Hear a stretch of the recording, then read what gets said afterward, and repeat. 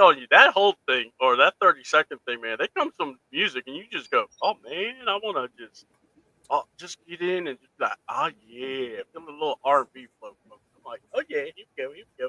All right, ladies and gentlemen, oh, my Lord, welcome to the grand stage. We have Miss Carrie in the house. Hey guys, good morning. Good Hi. morning, Good Miss morning. Carrie, with the reaction of that floored me of all things, and I was like, "Oh, we gotta talk." That was freaking hilarious. Oh my Yeah. god, you had me rolling when I saw your I reaction. thought that would be funny, so I couldn't help myself. Oh god, Just a honestly, disclaimer, guys, that's not true. I mean, that's not really accurate, but I will be celebrating. I'll just say that if we really got a third round pick for Kirk Cousins, just look, saying. look. You don't have to walk anything back here, Carrie, because all I got to say was, as I told Ladarius, there's not many things I get shocked with, but that genuinely shocked me. So I needed that after the week got back. So, I want to thank everybody for joining us. We're live in Technicolor, if you will. It's going to kind of get weird with the NCAA tournament, and the only reason I say that is because the free agency has definitely taken a slow turn. I mean, when the big news is we signed Felipe Franks Mm. and Ron's favorite tight end, and Bullshit. and uh, I do like the signing of Will Fuller, though. I do. William Fuller, that is a good signing. We'll chop that up because I saw that after I made my rundown. But my lord, Carrie, you definitely took the cake when I saw, because I think it was you tweeted that, wasn't it during or didn't you also ask the question to Scott? I can't remember his name, but it's the guy that likes to Scott Kennedy. He likes to do the talk and the draft analysis and stuff. Or it could have been another Carrie. I could be wrong. It was Carrie. I'm the only Carrie. No, I'm kidding. Wow. There are other Carries, I'm sure, but not this Carrie. Okay. Well, no, I Wow. no because someone I someone mean, named is there Carrie other was like, Rons like you? No, there's no other Yeah. Ladarius. There's no other C double. We're all unique in our own ways. I'm just mm-hmm. saying. It other one like me. Ain't Called that the my truth? Really? my I older brother. Yeah. Really? Oh, Okay. And Ron, you Well, I don't believe that person is just like you. You are uh, one in a million, bro. nah, he got me beat by far. or, By or far, my maybe he's a version of you, but bro, you are a general article, my brother. he got me beat. Trust me. All right. Well, look, it's NCAA. It's bracket time. Now, Ladarius actually really did a great job breaking down the tournament on his show, but I kind of wanted to ask you guys because I don't know who follows basketball and who doesn't, or the NCAA at least. What is like the things you like to do watch it while watching it? Do you like to go watch it with the crowd? Do you like watching it by yourself? What? Because me personally, I used to love watching it with the crowd, but then obviously times are tough. I watch it by myself more likely. What about all you guys? Ladarius, what about you, bro? Oh, I never go first, so I don't know how to react. So, like I Well, said, this I is just should. also kind of your spot Well, too, so I wanted to well, bring it to you listen. Like I first. say, I'm the guy that shows up. Comes to work on the golf cart and just parks and then just tell me when they come to set. Um. Well, first and foremost, good morning, everybody. Good morning, those listening and or watching, John.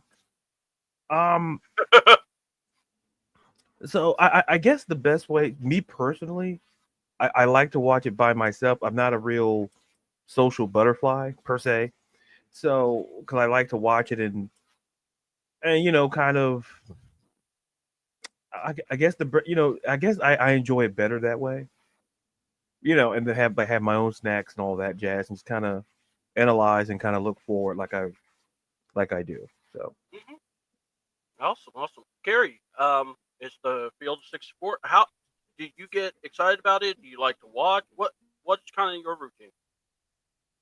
um, honestly, I don't really have a routine. I'm kind of a casual, I'm not gonna lie. I will watch, but I don't really have a routine like I do with like soccer or football. But yeah, I'm here for it. I did see Bijan release his bracket. I don't know if you got a chance to see that, but that's kind of cool. I should have looked at his bracket first before I see. I didn't do one because all right, got to pop the hood of the car and I'll explain. So Sunday, I had my little girls, my nieces, come over. All right, and if you haven't seen them, they're just adorable, and I love them. All right, so I'm the Superman that will do whatever it needs to be done to make sure that it's not a bad area for them. Okay, so I go grab the heavy duty vacuum upstairs, tote it down, and I start vacuuming, and I get done, and I go, you know, play my. I think I was either playing my game and listen to some music, but I was hurting and I was having a problem like taking a deep breath. And next thing I know, I could barely walk. So I think ended up pulling a muscle in my back, and it threw me off for the last few days. So talk about hurting. I was in some pain. So I totally forgot about the bracket. I told Ladarius. I mean, I remember watching Raw with Ladarius Monday, and I'm telling him I hadn't even been out of bed much. I was that Mm. much hurt. Oh, sorry to hear that. Yeah, it was painful, and Are you doing better?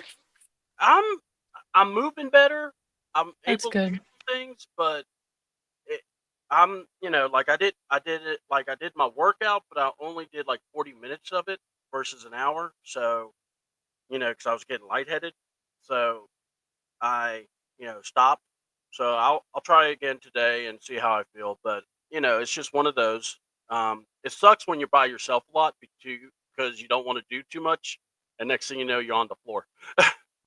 um, you don't want to have a Dusty Roads incident. So, but yeah, it's just one of those things. So I just tell people, just I'm glad that I was able to, hang in there and just kind of got through it. But yeah, um, I don't know about y'all. I love changing channels when I'm watching the Field of 64 because they'll have like four games on at once or they'll stagger it. So you get to watch some games, and then if one's getting a blowout or kind of not even, you can change it to another. And you know, for me, I'd never mind changing channels. I thought, okay, hey, here we go. I get to watch the fun stuff. Um, so I love the NCAA tournament. As a kid, I thought it was always fun, and I always like trying to predict the upsets. But this year, it's going to be quite interesting with all the SEC teams out there. So we'll talk about we'll have a little discussion because I know me and Ladarius kind of had to talk about it and it was fun. So to actually discuss, I think the women's NCAA tournament is actually going to be better. I think just because of the formality with it or familiarity with it. But let's talk. Um, let's look at the comments here. I know Ron's stepped away, so we'll get him back here in a bit. All right, so John Brooks starts us off by saying, "What's up, fellas? The Falcons are hosting safety Nick. Uh, okay, Ladarius, do you know how to say this guy's name? Nick Emenwari, Okay, Emenwari, something like that. Yeah. Look, that sounds better than what I was going to say. So from South Carolina, and the Dogs play today in basketball, and the Falcons are re-signing Felipe Franks. Yeah, Ron's not happy about Felipe Franks coming back. But Really? no, no, no. I thought I mean, I can't even be mad at this point. It was kind of funny for me, honestly. Like, this is really what we're doing. Okay. No, what I told him, my initial response was the following. Well, okay, you have to understand, you have Kyle Pitts. So what happens if Kyle Pitts goes down? You need someone that's going to look good in uniform, maybe not catch the ball much, and just be there. There you go, Felipe Franks, baby. Oh, wow. But but Yeesh. we'll discuss all that. But yeah, But now the Dogs playing Gonzaga. I'm looking forward to that game at 4:35. That will be a fun game. That will definitely be one I'll watch today. But yeah, I like Nick Ormorati. Oh God, I've already messed his name up. I apologize if you watch or anyone that knows him. But look, I actually like him. The size, you know, the ability. He's fast. He can play safety, and man, he's 6'3", 240. Now, will that translate as a safety in the NFL? I think it will. I'll pass the ball around. We'll go to Carrie and Ron. Are you back by any chance? Just gonna ask. He probably is not, but I just feel like asking. All right. So until Ron, Yeah, Oh, good. Ron's back. Okay, there we Hey, go. my Ron. bad. Superstar. My All right. bad. Yeah, that's all right. That's all right. I know you a popular man. People got to see you. You had to work on that welcoming committee sign for Felipe Franks. Good. All right. Well, the comment was about Nick. The Falcons are hosting him, the kid from South Carolina, Mm-hmm. and the Dogs are playing today in basketball against Gonzaga, and then the Falcons news re-signing Felipe Franks. So we'll start with Ron, Carey, and Ladarius. What are you guys thinking about the prospect of this safety? Because I don't actually have a problem with it, but what do you think? And then also, you could comment on the Felipe Franks, or you could just say what you thought when you saw it. Oh God. Yeah, I will go last. Ron's like, I want to go last. Come on, Oh Ron. wow. All Save right, the we'll best let for last, Carey. Ron. Yeah. The Okay. Okay. So I can go ahead. Yeah. In regards to Nick Emenwari, I think he could definitely be a good signing for us. I know we just signed a starting safety. Um, I don't know exactly the deal, like the money in years wise. I thought it was a 1 year deal, but please tell me if I'm wrong. Did we sign him to a multi-year deal? I'll check it out. Yeah, I can't really remember, but where I was going with that is, yeah, with in regards to him and Worry, I think he has a prospect grade of like 6.41, I believe I read.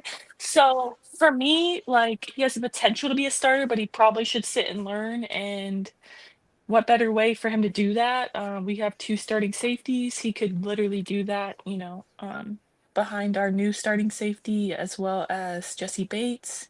So I think, I mean, he had a good, I think he runs a 4.3438, so he's fast.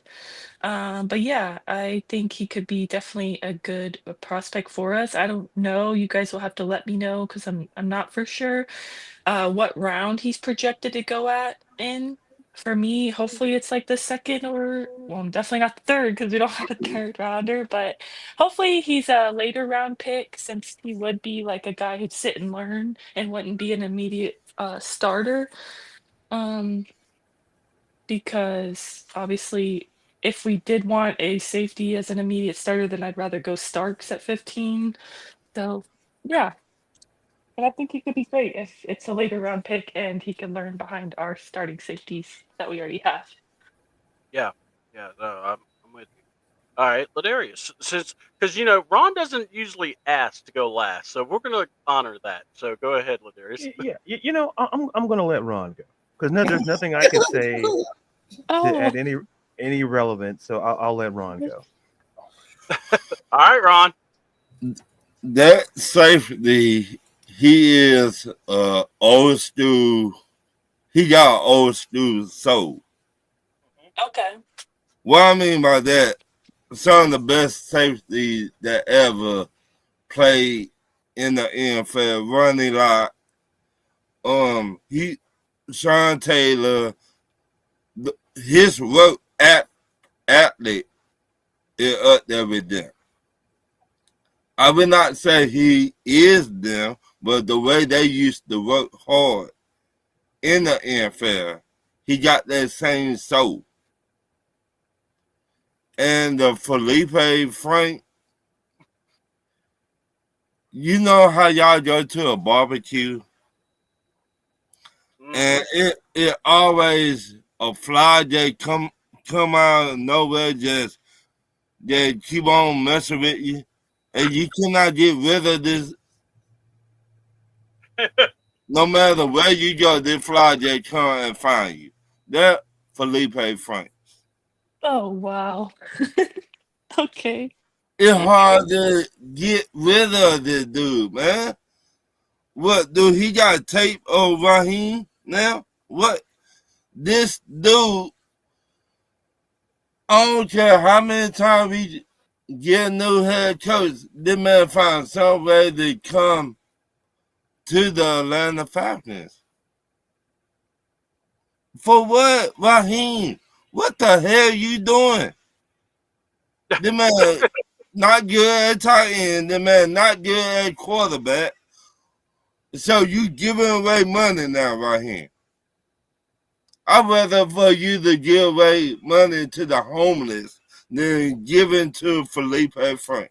Oh wow. I mean, you should give money to the homeless. That's not a bad thing.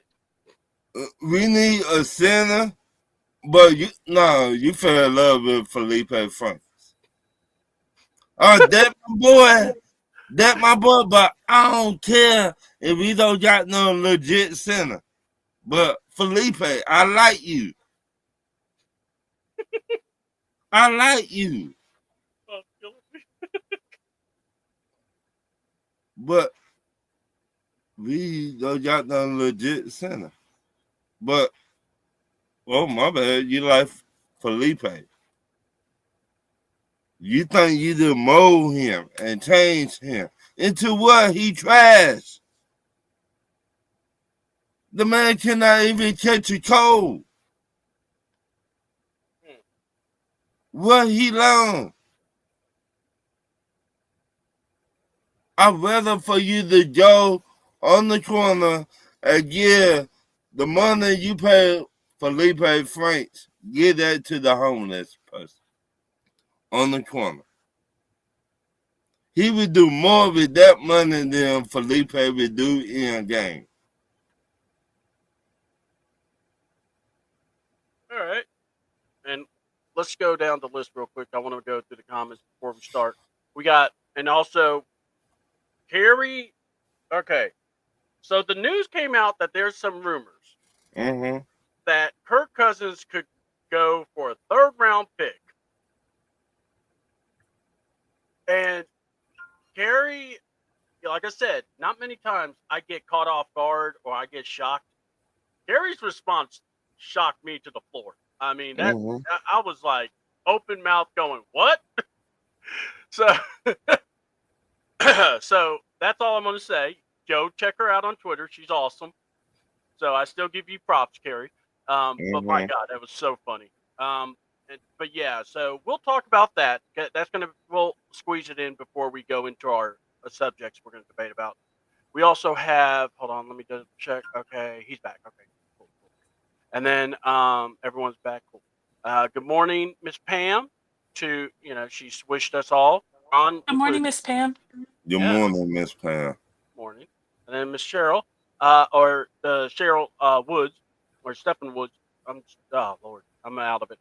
Tall, fast, but the safety would you draft this year? You know what? I actually would. I don't have a problem draft, especially if you trade down. It's like this. There's a lot of guys out there, and if we're serious about getting picks, I would trade down as long as we get what we're wanting. So, Frank's is a good special teams player. Is a good special teams player. I don't know about that, Miss Pam. Yo, got Carlo. What's up, Carlo? Felipe Hot Dog Ballpark Franks. I think someone's with you there, Ron. Ladies and gentlemen, we do not have any money. We are shopping at Dollar General. I agree. That's really what this is. All right. So, let's talk. And by the way, I tried to look up the signing. See that? Yeah, what's up? What now? Oh. Okay, I'm sorry.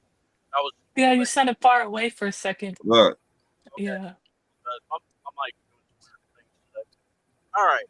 So, by the way, Kendall Fuller signed a 2-year deal, or no? Oh, that's a different guy. I'm trying to find that guy.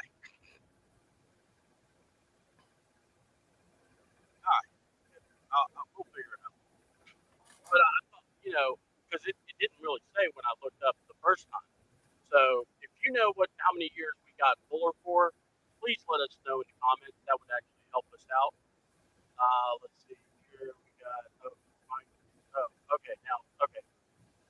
Thank you, Darius. All right. Now, the rumor is there's a team that's willing to give us a third-round pick for Kirk Cousins. Now, the question is, here's the thing, because of a trade scenario, you have to deal with money and, like how much money you're going to pay, how much money will they take on. And also, the other thing that no one's talked about, because I thought Kurt had a no trade policy.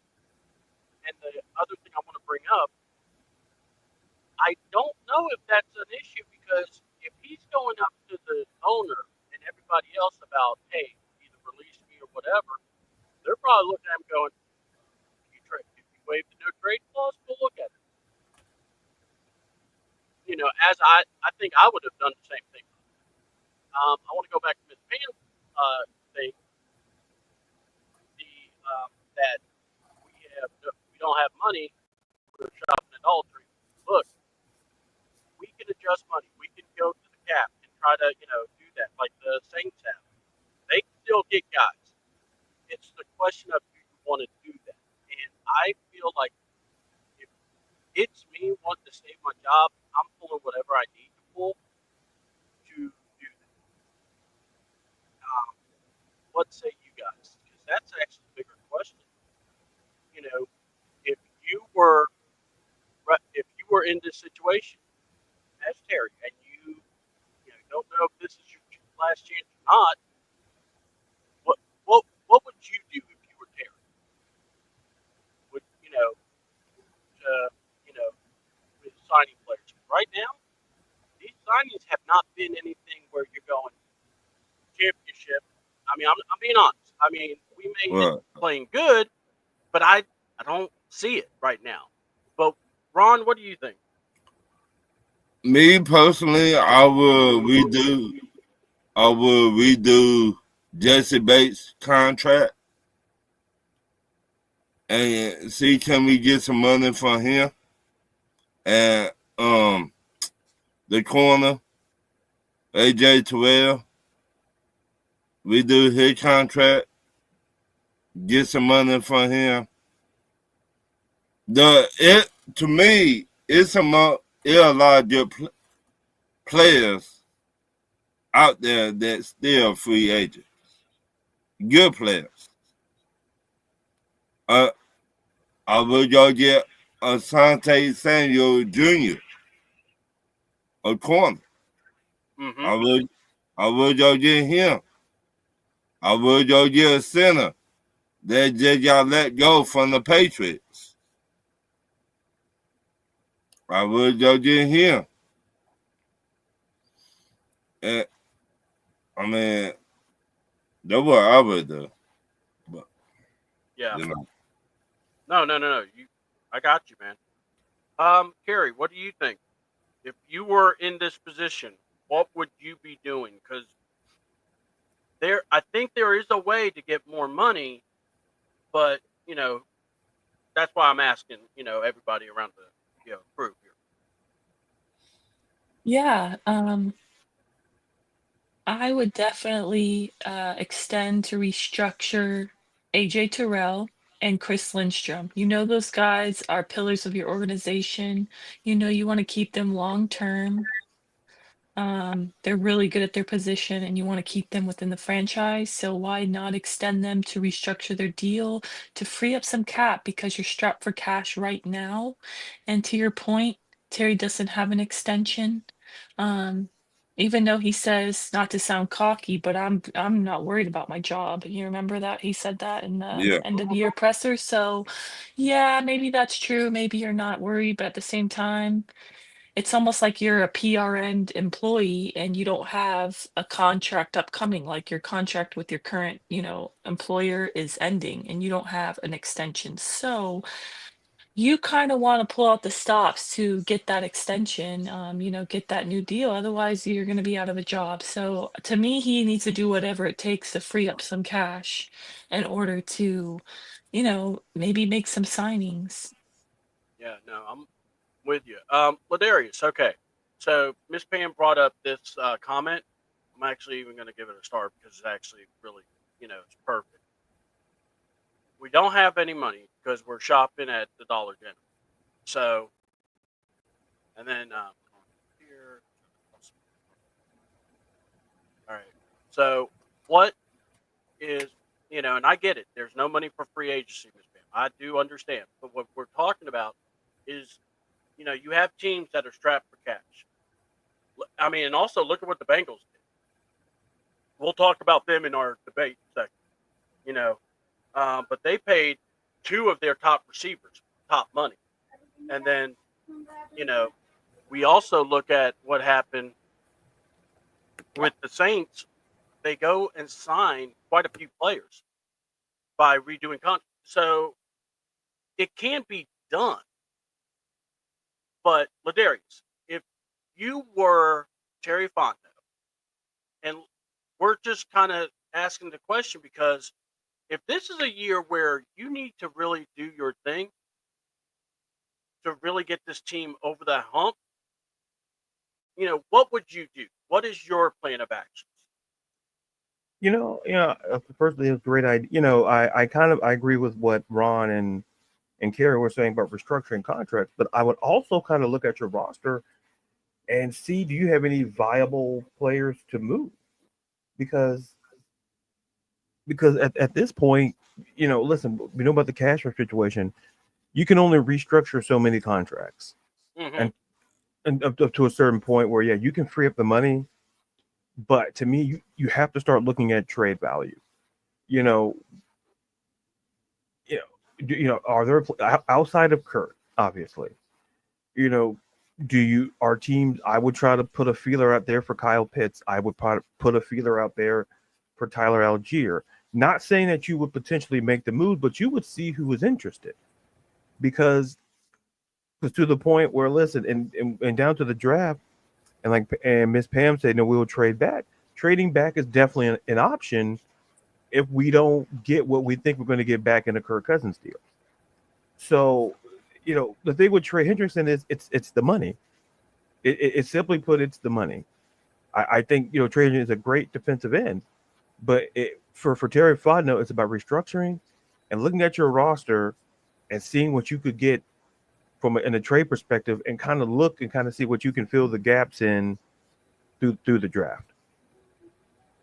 That's a good point. Yeah, I mean, if I'm the GM, what Ladarius just said is kind of my playbook. I'm looking at, on my team, who can I get something for? And if it's draft picks or if it's a player, I'm going to do it. I'm looking, and I know this is such a crazy thing to say, but Tyler Algier, I'm looking at him because we all say, oh, he should be playing. Well, trade him where he can play. And here's the other thing. Maybe he's good. Maybe he doesn't play well. That's not on me. I got to get something, especially if I'm not 100% that I'm going to re-sign him. Because, by the way, the reason why we're going to talk about the Bengals is we're going to be in this situation coming up.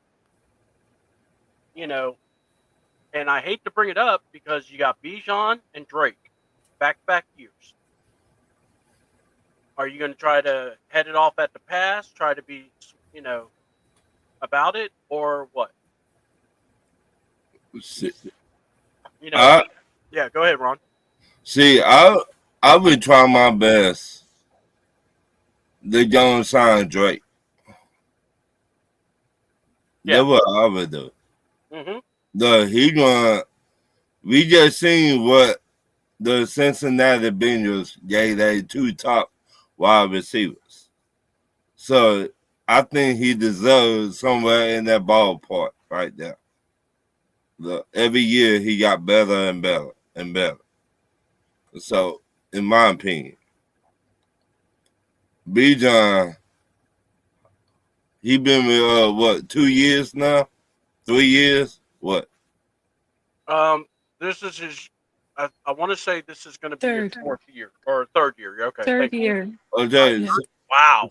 so we got another year for. Yeah, I will be talking to both of them Mm-hmm. and see can we go and sign Drake, go and get him out of the way, then work on Bijan Robinson. Since he's the face of mustard now, or whatever they try and make him. Mm-hmm. So that's what I would do. Yeah. And got some more people here joining in, and look, I don't like comparing the Saints to the Falcons, but here's why I'm bringing it up. We're being told the Saints have been in cap hell, and that the Bills Forever. come up forever. I mean, Ever. and they're still able to find ways to get guys, and it just is maddening. And yeah, by the way, Miss Pam agrees with you, Ladarius.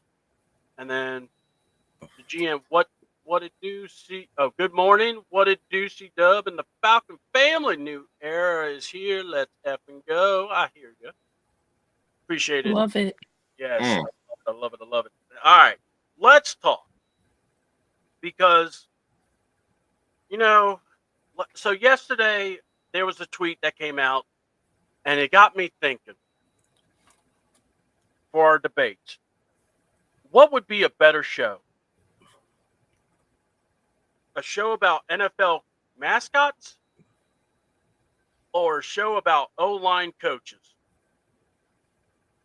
So I'm asking the panel, just kind of the icebreaker here. So we're going to start with Ron. What would you prefer and why? I would prefer O-line coachings. See how do they communicate to the offensive linemen. Though you cannot talk to the offensive linemen the same way.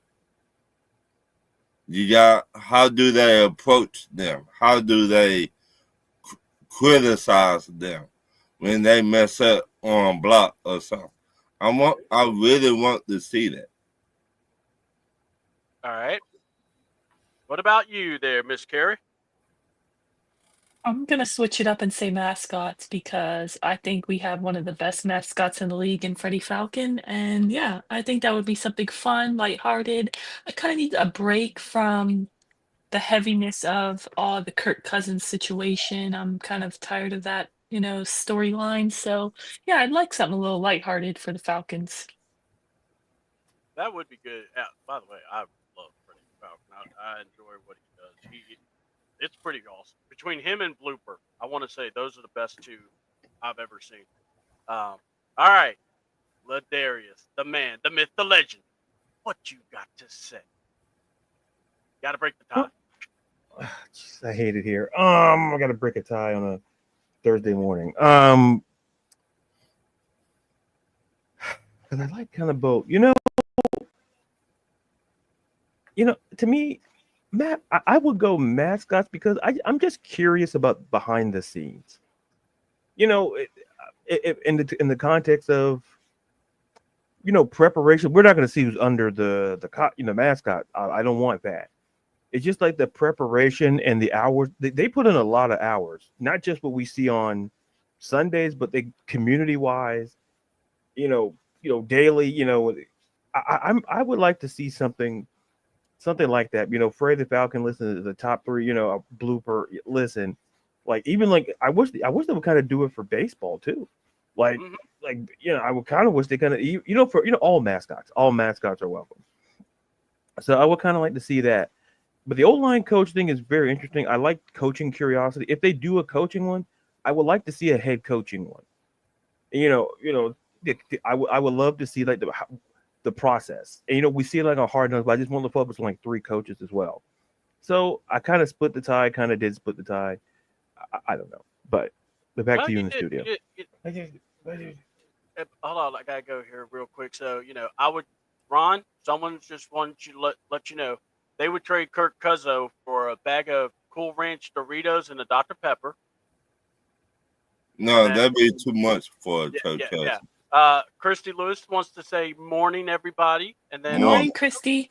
she sees Carrie is in here to keep the fellas straight. Yeah, we need Carrie. I mean, if Carrie isn't here, we're off our access. We got to be grounded with some Carrie. So Carrie, just know you are valuable here.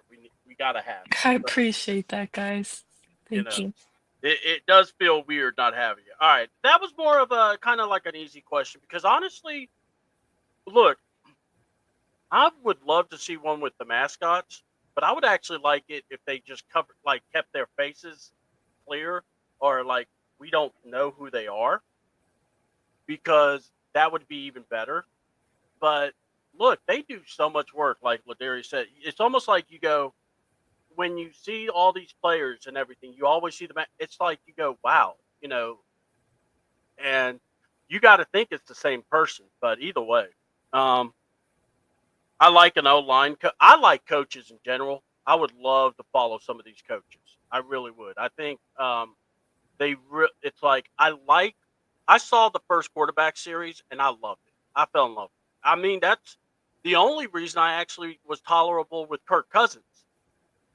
And I'm saying tolerable because I saw how he was doing stuff, and I just, and then when he was here, it made me go, oh, wait a minute, I remember this. So here we go. We're about to enter in now. Quarterback season 2. Basically, they did that to like rib the guys. So basically, it's going to be Joe Burrow, Jared Goff, and a returning Kirk Cousins. Mm. Now, some people are not fans of this, but what are you looking forward to seeing, and why? And here's the thing: you can even bring up why you don't want to see or why you're concerned about this. But please, I want y'all this is your session now. Get on the couch, talk to me. Let me hear you out. And let's go to Ron, then we go to Carrie, and then we go to Ladarius. Go ahead, Ron. I don't want to see Coach Cousins. I didn't tired hear his name. Everything he done to us. I don't want to see the man. No, I know me. I don't want to see him. Mm-hmm. Oh, by the way, the other thing, the season that you're going to see isn't this upcoming season. It's last season. So it's the season where he starts 6-3, goes on that losing streak, and then gets benched.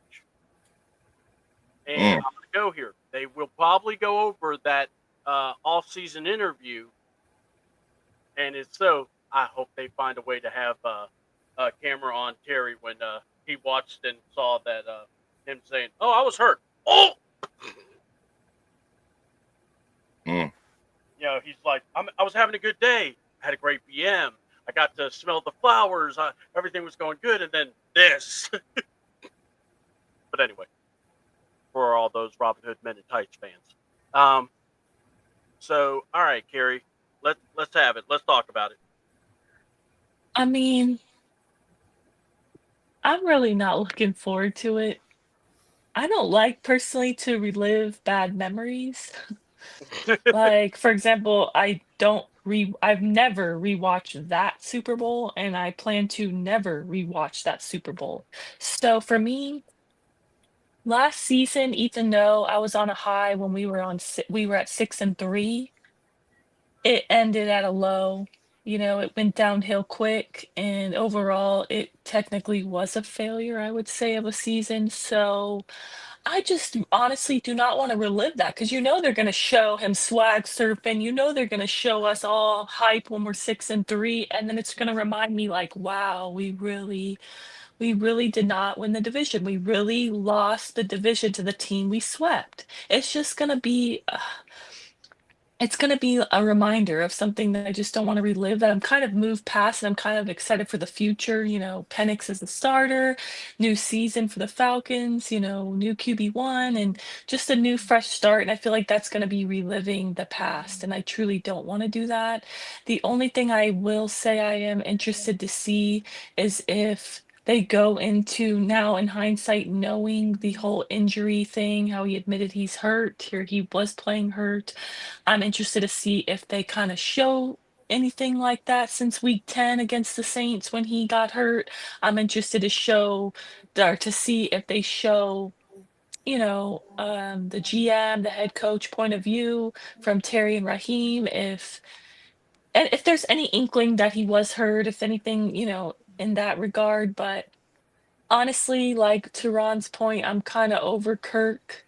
I mean, he has no future in Atlanta, right? So it's like, I don't know. I'm just really not interested much to see much about him, honestly. I would kind of rather wish it was next season and they're falling around our, QB1 Michael Penix Jr. That I would be excited for that. So I guess it's just entertainment.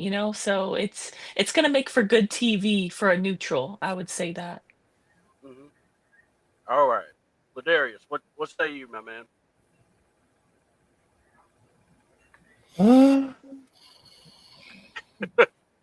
Look, I love quarterbacks, but here's the thing. I'm actually more interested, to be honest, I'm interested more in Joe Burrow. I'm not interested in Kirk Cousins. Mm-hmm. I think following around a guy like Joe Burrow would be very interesting. I think the way his character, the way, let's, to kind of Gary's point and to Ron, like I'm not, it's not that I'm not interested in Kirk Cousins. I'm just over it. It's to the point. It's like if I'm watching a show and I'm not interested, I just stop watching it. Mm. And like if you're not doing anything like the next couple of episodes, I'm like, I don't care. The only real interesting point about Kurt is behind the scenes, and like I think and Miss Pam, listen, the injury. That's the point I'm more curious about, because that will be the tell-all. We've seen Kurt's life from the first season of quarterback. We know wife and all. All that's great and fantastic, but I'm more interested to watch. And quite frankly, Joe Burrow and Jared Goff. Actually, Jared Goff has an interesting, Oh yeah. journey in Detroit. I don't think he gets talked about enough. So Kurt, to follow him around, and like we know what we're getting from Kurt. I'm not interested. So, but if anything, I would watch for that and skip the parts about Kirk Cousins. I want to watch it all because I watched it all the first go round with Marcus Mariota. Mm. And I was yelling at the whole time going, quitter. So I'm going to be able to watch the same thing. But now see, watching it made me go, I now know what I'm expecting. Raheem's going to be front and center, folks. Terry Fontenot will be on to it. Maybe Arthur Blank. I hope not. But if he is, you'll see him in spots at least. But the thing is, when they go through this 4-game losing streak after that hit, that's what I want to see. Because if Raheem keeps looking at him going, okay, you're good, let's play, and never really asking questions about Kurt, we're about to expose the head coach. We're about to expose the whole team or the leadership of the team for not one person doing the following. Kurt hasn't been right since this game. Joe Burrow is that dude. I agree. I'm looking forward to seeing Joe, and I'm looking forward to seeing Jared Goff. Remember, Goff had that 5 interception game where they won.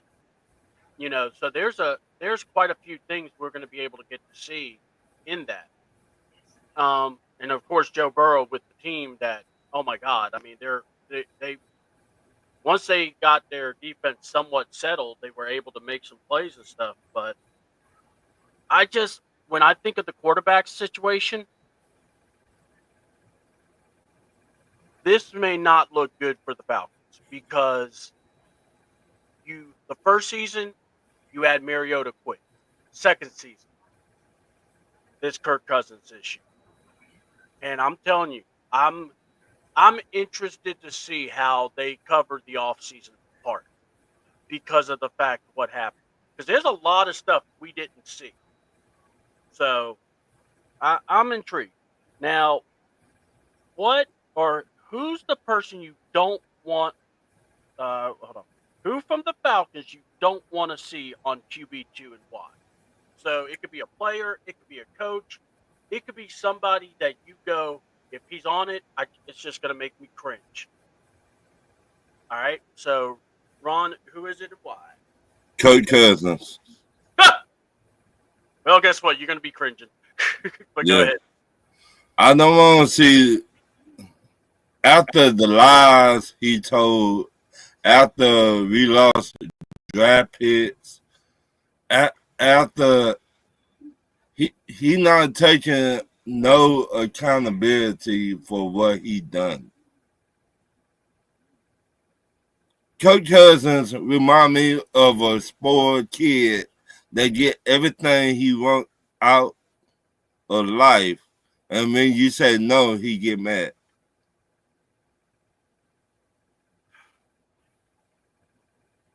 He be like, "Well, you gave me all this, but I still been bad, and you still let me have my way, and you never punish me." That what Coach Cousins remind me of, a spoiled brat. You got your money, and you still talking. You still talking, and you not worth a flip. Mm-hmm. So if somebody dumb enough to get us a third round pick, what we waiting for? Get that MF out of Atlanta right now, ASAP. I'm with you. All right. So, Miss Carey, same question. Who's like a Falcon, or it could be the owner, it could be anybody. Who do you not want to see on this thing or you don't want to see them like being interviewed and you're like, oh my God, this is just not good. During the quarterback show, I mean, yeah, it's gonna have to be Kirk, but unfortunately, he's gonna be one of the stars of the show. Yeah, Honestly, yeah, there's no one I exactly. really so So that's hold kind on, of hold on. So unavoidable. let's put Kirk to the side. We know we got to see him, so that's where we go. Honestly,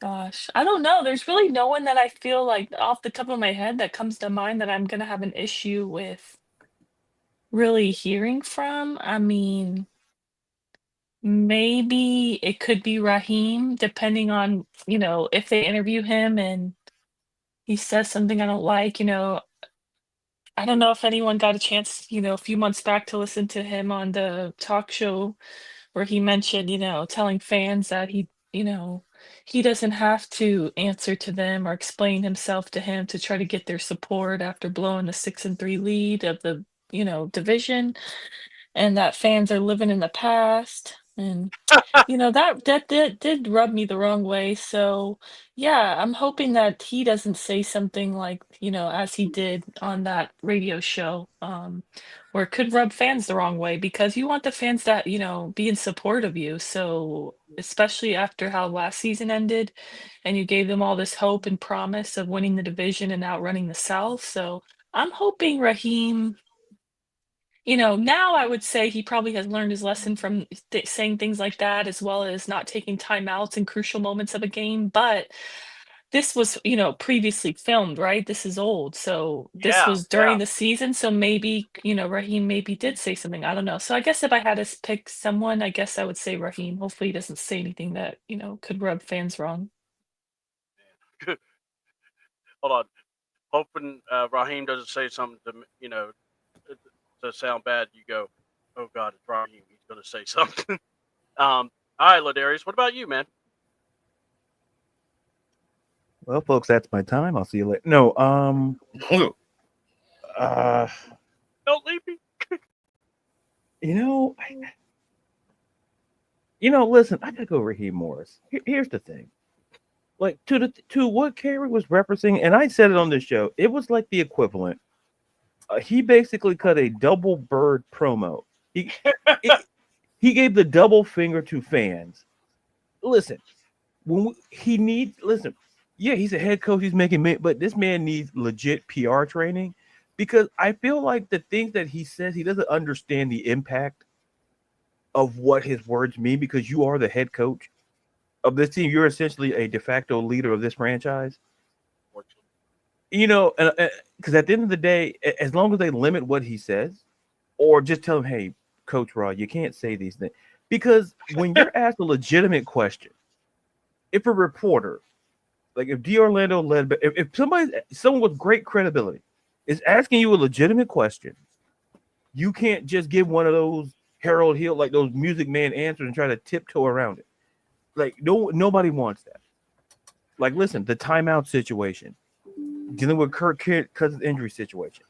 That's the one guy I hope, in a way, I don't want to see talk. We're going to see him because he's going to probably say something else pretty outlandish. And like it's already done. And hopefully the fine folks at Netflix and Omaha Productions have a great editing team because he probably said some stuff that they couldn't even make it to the documentary.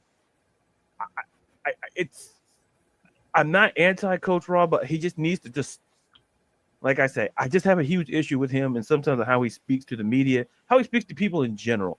Like I said, he doesn't understand that words matter and impacts, and people look at you harder because you're the head coach. So whatever you say, and if that's how you feel about us or how you really feel, I mean, he's going to be on there, but me personally, listen, just have Fred the Falcon talk, and he doesn't have to talk at all. So and I'll leave it at that. I love that idea, Ladarius. That's awesome. I'm with you. I would love. You know what? Me too. I think they would have done a better show if they had Freddie the Falcon because he did a whole lot of cool stuff. But yeah, let me go here because you said something that really hit me. Both you, Kerry, and Ron. But Raheem is single-handedly, him and Terry Fontenot, is making, Ron, you remember how we said that the media needs to get tougher and we're done with the BS? They are bringing that out of this media. Right. I have seen more tweets from D'Orlando, and he's going in on everything. He is not giving any credit, no, he's going deep. This man is done. And Zeno has been in your face with all this. I'm not going to say steak. He's a grandstander. I can't stand it. But yeah. And the guys like Nick Cellini, Chris Domino, a lot of the sports ATL folks, they are calling out everybody because of the ridiculousness that is Raheem Morris. The guy I don't want to hear from is Terry Fontenot. I don't want to see him on the show because he stays on vacation after the offseason. Right. You don't hear from him. You don't see him. Only on, good moments. But when we, need answers, he's the invisible man. John Cena, you see him better than you see Terry Fontenot. So, and I will ask how John Cena's feeling. I won't ask how Terry's feeling.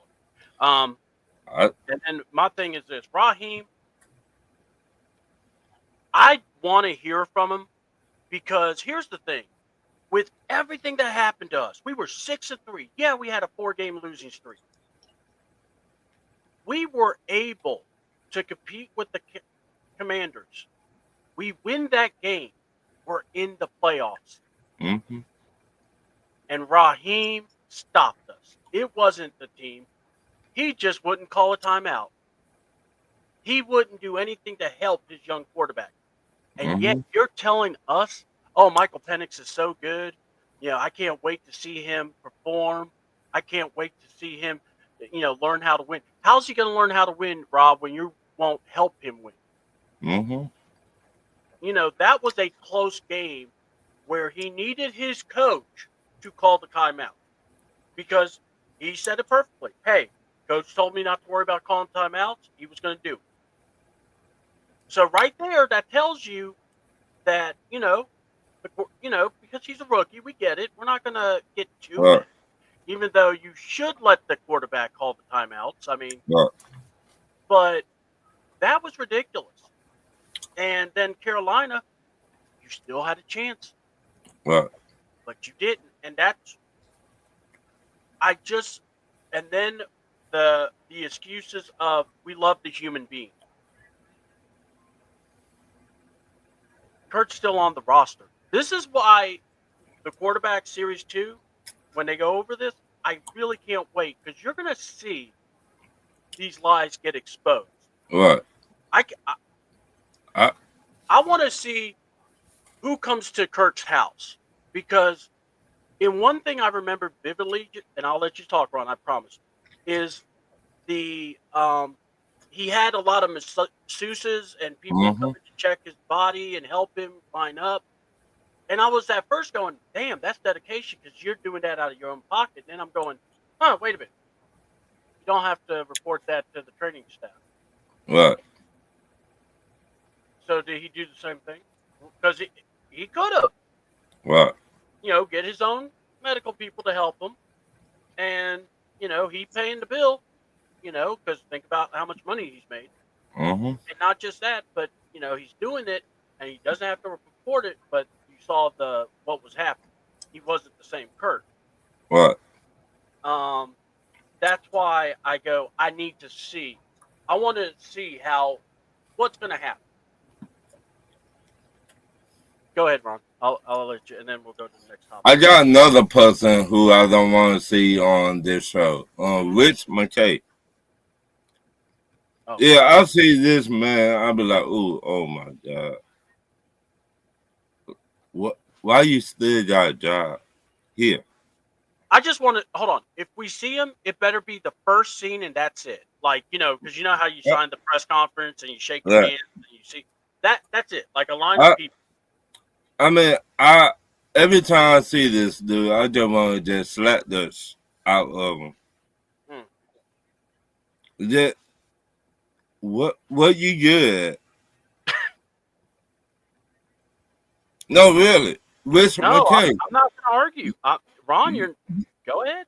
You've been stealing money from us for way too long. What is you good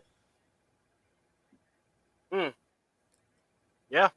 Just because you buddy with Arthur Blank doesn't mean you good. If you go back to what I've been saying, you did all that in Tampa Bay, and when you got here, you ain't did shit. No, he hasn't. You put your 2 cents in when we draft players, and you draft the wrong players. Oh, they're too violent. Oh, I don't like his attitude. Oh, I don't like his hairpiece.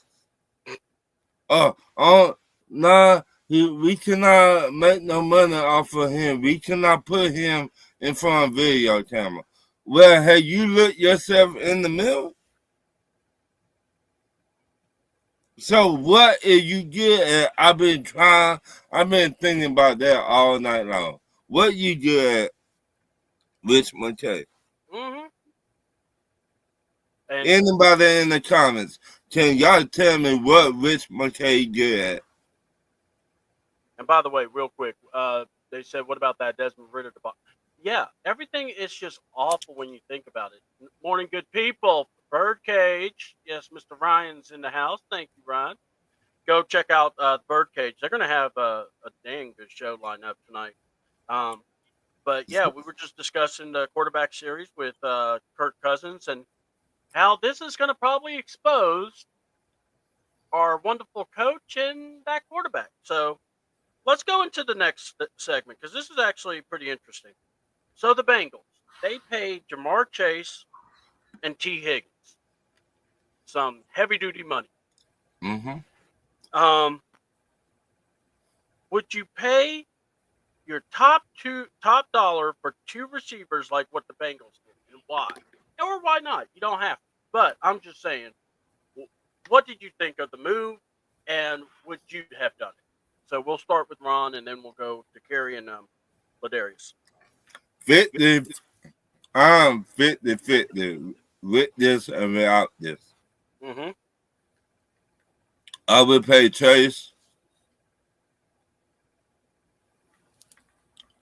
Then I would pay T. Higgins. But another part of me said, pay Chase and forget T. Higgins. Mm-hmm. Though you'd always find a number 2 wide receiver somewhere. Yeah. To me, in my opinion, it's hard to find a number 1 wide receiver.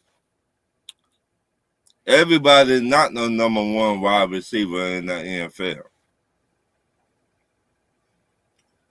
So that's how I look at it.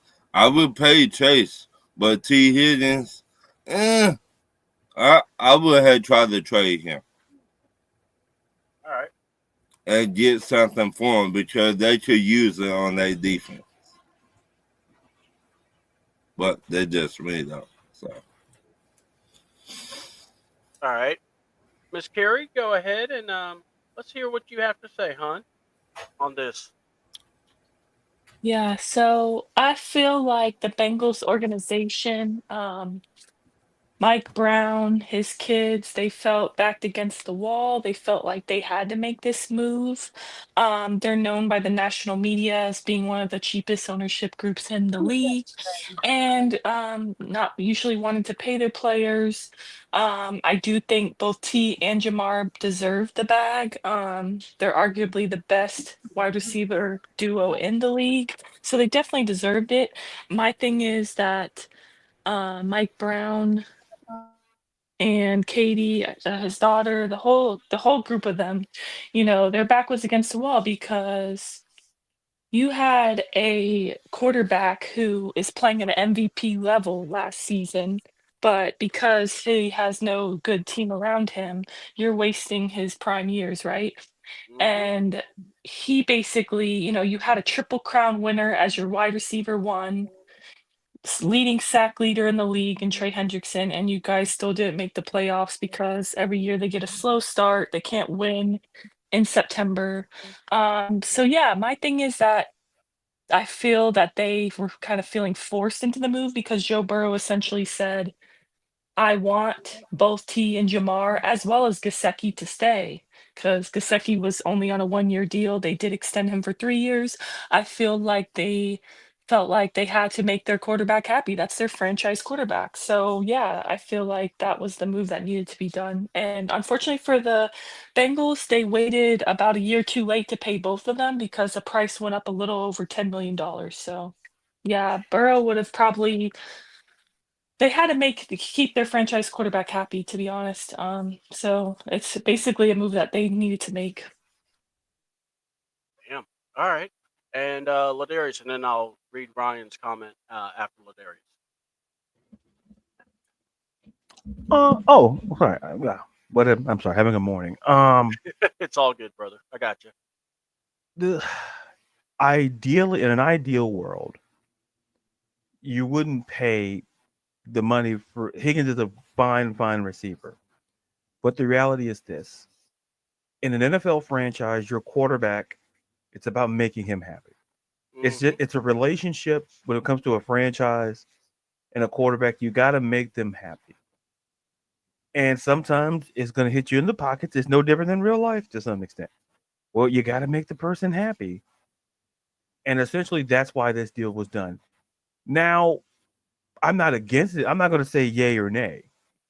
But like to Gary's point, timing and when you pay people is very important because the price tag can go exponentially up to the point where you're like, if I would have made this deal 2 years, to a certain extent. But at the end of the day, while the Bengals offense could be great, the ultimate question I have is how they're going to look on defense. That's to me the ultimate question. And penultimately, was it worth it? And to the to Mike Brown, they want to make Joe Burrow happy. He's easily listen. He's already on pace to be the best quarterback in your franchise's history. He took you to a Super Bowl. And if listen, quarterbacks have a lot to say, whether we want to believe it or not. Mm-hmm. Quarterbacks have a lot to say. Whether when you're in a certain echelon of quarterbacks, you have a say. We saw it with Tom Brady. We saw it with Peyton Manning, and you're seeing it now with this generation of quarterbacks, such as like Patrick Mahomes, Joe Burrow, Lamar, et cetera, et cetera. So, would I do it if it meant keeping my quarterback like a Joe Burrow? Yeah, absolutely. It's one of those things where you do it now and you worry about the consequences later. So at the end of the day, that's my way to go. Okay, okay, you got right, so I'll stop talking. No. I know. While you were talking, you actually kind of, when you said that, it actually mirrored what he said. But keep talking because I can wait. Oh no. I don't want to talk too much. No. All right. Well, I got my doctor. I got my Dr. Pepper. We're good. Okay. Well, look. All I was going to say was, I get it, but I wanted to piggyback on what you were saying.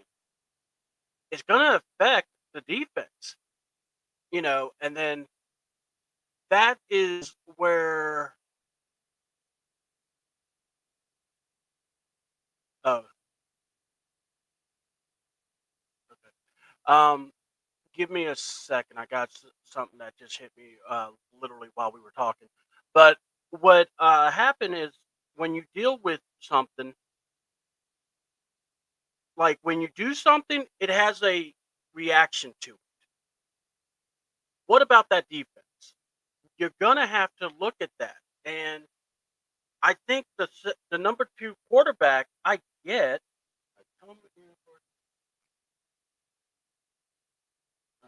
Hold on, Ladarius, check your message. I'm about to send you something, and you tell me if it's okay. All right? So give me a second. Okay. All right. Yeah. I'll put my Dr. Pepper down. Yeah. Oh yeah, one of those. So you just give me a thumbs up on that, and then All right. I will do. If you're cool with it, I'll do it. So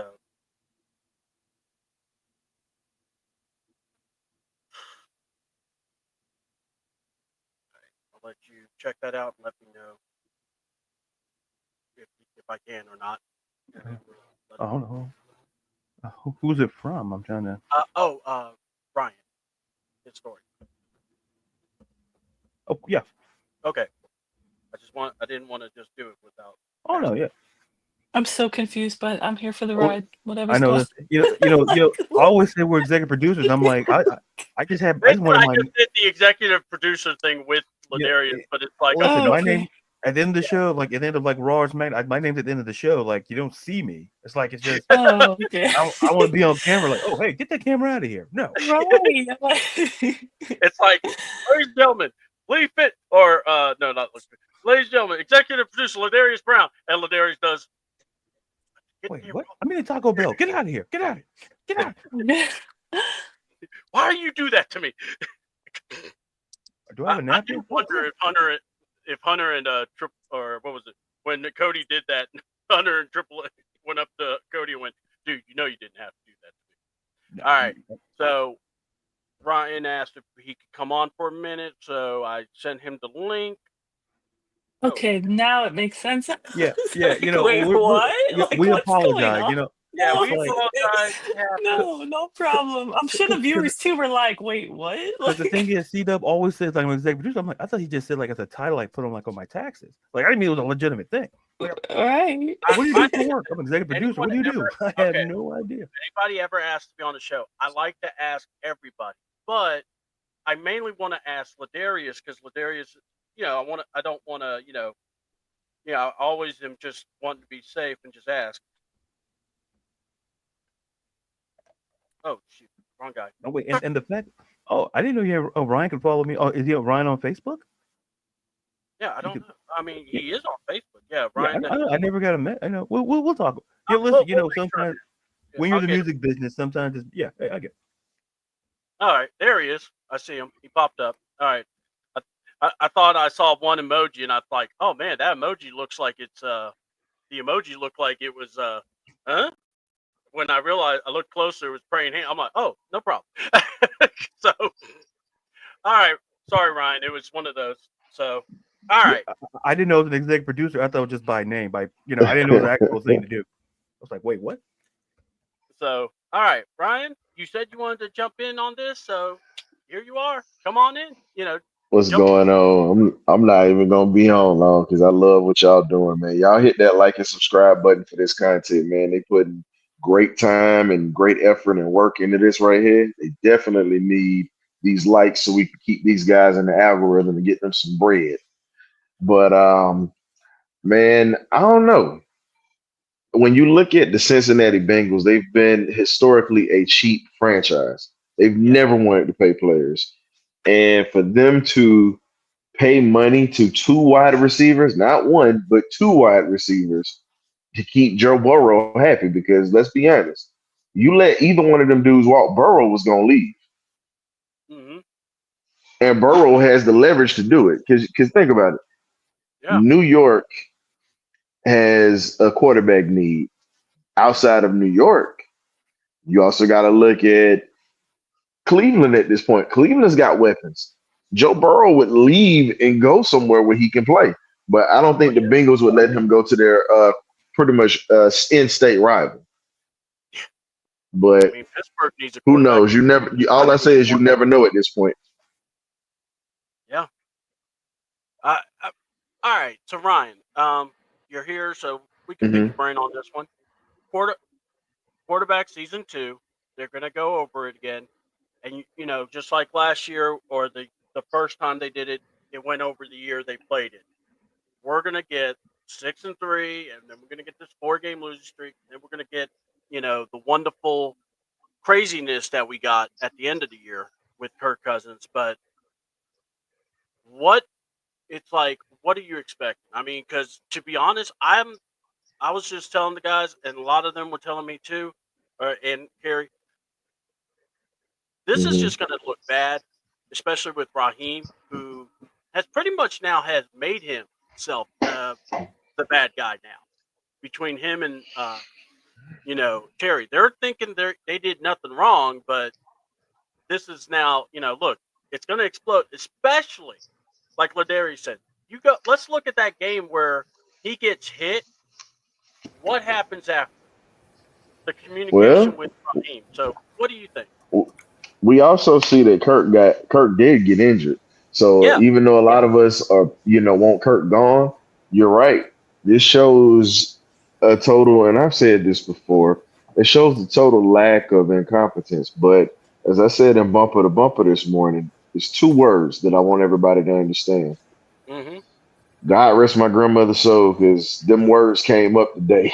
Today's the anniversary of passing, but and it's words that she gave to me: accountability and responsibility. Mm-hmm. You have the responsibility of, for Raheem Morris, putting this team in the best position to win.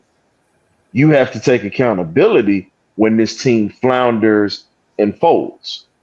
Yeah. Has not done so. Nope. Terry Fontenot, to his credit, who we know he was limited for 3 years, his first 3 years here, because Rich McKay was pretty much running the show. I got to say this here, for Terry having an opportunity to finally get to draft people that he wanted and try to make moves. Terry has made moves and he's tried. It might have not been the best moves right off the bat, but he's actually put effort into trying to bring stuff in here with this regime. Because no one wants to come to Atlanta. Let's be real. Mm-hmm. No culture. I mean, the money, when you look at where the money is going to be paid or whatnot, it's not going to be paid to certain players unless they're coming in off a trade. But again, until we have accountability and responsibility coming out of that front office and from that coaching standpoint, you're not going to get that type of great play on the field, because the players aren't going to be accountable. They're not going to be responsible because they're not going to respect the leadership that they have. Just saying. I got you. All right. Hopefully that answers your question. Oh no. Yeah, that's a good answer. Well, look, this is what we've always said. I mean, well, and here's a good question for you. For what we have heard from Raheem and Terry, have you noticed the shift with the media? Because the media has now and I'm going to probably shift it more local because they're more going after this than it was before. National media, we know Ra's going to put the charm on and try to charm people by smiling and everything, tap dance, but exactly. But when you see him in the natural selection he's doing, the local media has now kind of got him, where they're like, the past, what was it, Gary, that he said that he shouldn't be judged on how that was, or we're living in the past when we talk about last. Yeah. Yeah, go ahead. Essentially, on the radio show, they had asked Raheem, with how the season played out, you gave the fans high hopes to win the division, outrun the South, and you were at 6-3, basically had the division won, but you blew it essentially. And he asked Raheem, I felt like a very valid question. Because we know there are a lot of fair weather Falcons fans. Not everybody's a diehard like us, so there are going to be people who are only supporting the Birds when they're winning. And so essentially they asked Raheem, you know, please let us know, what could you say to the fans for them to continue to support you, that for them to believe that you're the guy to lead this team, to win and to be the head coach to win, to lead them to a Super Bowl and, win football games. And he essentially right away said, I don't have to do that. I don't have to do that. And like that for me, that just rubbed me wrong because yeah, you don't have to do that, but you should do that because to me, you don't want to be on bad terms with the fan base. You should want the fans to like you. I mean, maybe that's out of pocket for me to say, but for me, I feel like you should want the fans of your team to like you, as well as the players. And I don't know. They always talk about Raheem being so well liked around the league. It's like, why do you want to rub your fans wrong, especially after they're already rubbed wrong with how the season played out, right? You lost the division to the team you swept. So there's already a bad taste in the mouth of how the season ended, and then you're going to go on the air and say, I don't have to do that. Fans are living in the past. They're woe as me. And to me, to that point, no, that's just not true either because nothing has changed, okay? So we still haven't had a winning season in how many years? So nothing has changed for you to say the fans are living in the past. It's the same thing. Same as Grady once said, same shit, different year, okay? So how can he just say that, fans are living in the past, woe is me? I mean, I thought that was kind of wild to say, but what do you guys think about that? I get that every time I look at Raheem, I get that Arthur Smith vibe from him. Arthur Smith said the same old, excuse my French, the same old shit. All the fans don't know shit. They don't know nothing. I know everything. What did Raheem say? Oh, I don't got to be the smartest person in the room. Arthur Smith vibe. Both of them stubborn. Both of them think they shit those things. Now keep it 100. And I know to tell you what you need to hear, but not what you want to hear. That's the difference between us and other podcasts. On here, we tell you what you need to hear, not what you want to hear. So, Raheem, you on thin ice with me, player. You better get this shit right. Oh, wow. No ifs, buts about it. You know what? I'm just doing some executive producer stuff. I'm just writing down what Ron's saying. Hold on. Give me a second. Hold on. Gotta go here. Hold on. Give me a second, guys. I'm sorry. I just realized I just forgot. I wanted to do this real quick for Ron. Ron, so are you gonna do this? Not one of you asked how I feel. Oh, hey, it is what it is. Yeah. I took That's hard, out of my OG book on the show right now. So I'm gonna tell you what you need to hear, not what you want to hear. Oh man, I Wow. like to get cheated. By the way, it's awesome. Go Well, ahead, Brian. I was gonna say that's kind of hard to follow up, but you know what? I don't mind. I like the pressure. Yep. I'll say it. I'm a quote Blade. I'm gonna quote Wesley Snipes from Blade.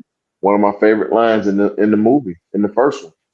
Some motherfuckers are always trying to ice skate uphill. Bang. And that's when he killed the vampire. It's true.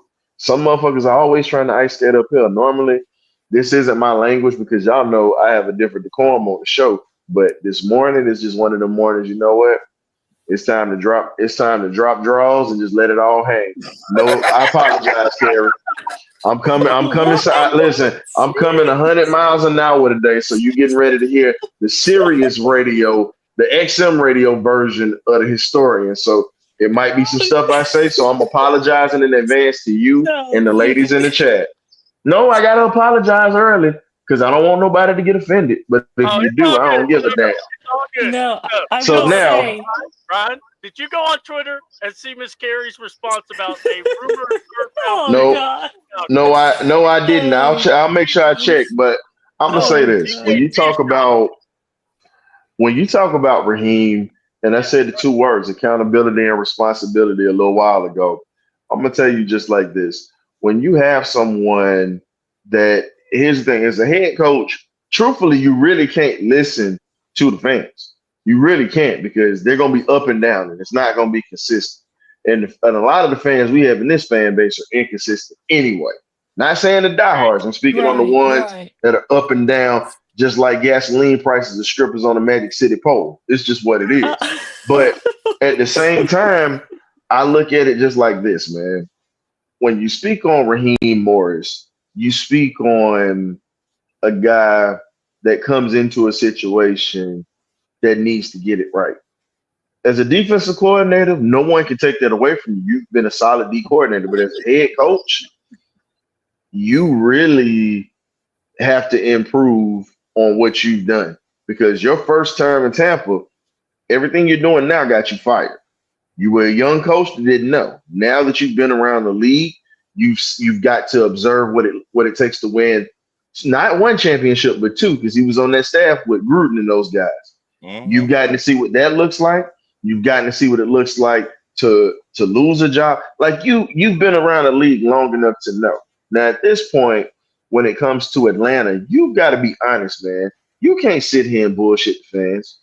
You can't sit here, and I'm talking about the logical fans that understand the game. You can't sit here and say that, oh well, they're pretty much. I don't have to. You don't have to explain nothing. Truthfully, I don't care if you do. But I'm gonna tell you right now, don't bitch and moan when we start asking for your job. When we start saying that we're not gonna pay ticket prices and to go see this team, because understand this, bro. You stand on the shoulders of many that don't get second chances that look like you. And yeah, I'm bringing race into this, and I don't give a damn. Y'all can sit back and get mad at me, but I'm gonna tell the truth. Black coaches do not get second chances in this league. All right. They really don't. Let's be honest. Tony Dungy got a second chance. Lovie Smith had a small second chance. And then let's just be honest on this one here. You get a second chance. Art Shell got a second chance. All the other black coaches never did. No. I'm sorry, and I can't forget about the late, great Dennis Green. But all these coaches actually won games. That is the difference. They won. Your black ass ain't won a goddamn thing. Let's keep this a book. Preach. The only thing that you won is being able to tap dance in front of a microphone like your ass is Gregory Hines or even one of the Nicholas brothers. That's pretty much what you do. And I'm not even going to disrespect them because, hell, they understand how to take accountability and responsibility for stuff. God rest their souls. Now, you on the other hand, until you really man up and really take ownership of your fuck-ups on this team, you're going to continue to see that players are going to walk all over you and players are going to do this. Let's be honest.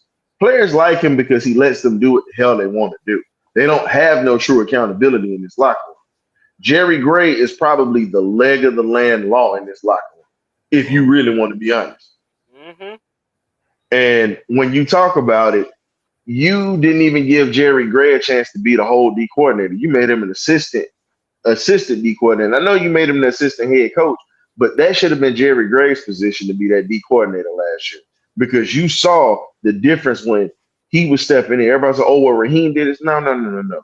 Head coaches are nothing but managers. Let me go ahead and say this because we get people to come on my show to say this shit. Mm-hmm. Head coaches are managers. Their damn coordinators are the ones that's doing the job. And that's me pounding my fist on the table if you hear that banging in the back.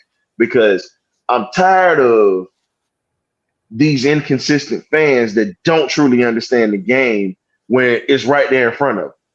You have people that make excuses for this damn franchise, and it's time to stop making these damn excuses and start holding these guys accountable. And as fans, we need to be, everybody that wears Falcon paraphernalia and wastes money in those stands to watch these fools lose. You got to start being accountable and responsible for holding these guys in regard because guess what? They're going to get their paycheck on every Monday after that ball game. They ain't going to give a damn. You got to start calling this shit out. Stop defending the bullshit. If they're not playing well, they're not playing well. Stop defending it. I have folks that I deal with on the regular that say, "Oh well, I'm not going to badmouth." Fuck all that. If you're gonna talk about them, talk about them. It's just, well, I'm sorry, C-Dub, but I'm and Ladarius, I apologize, fam, but it's sickening that people want to defend bullshit. Stop defending it. If they play good, they play good. If they don't, they don't. It's okay to be truthful.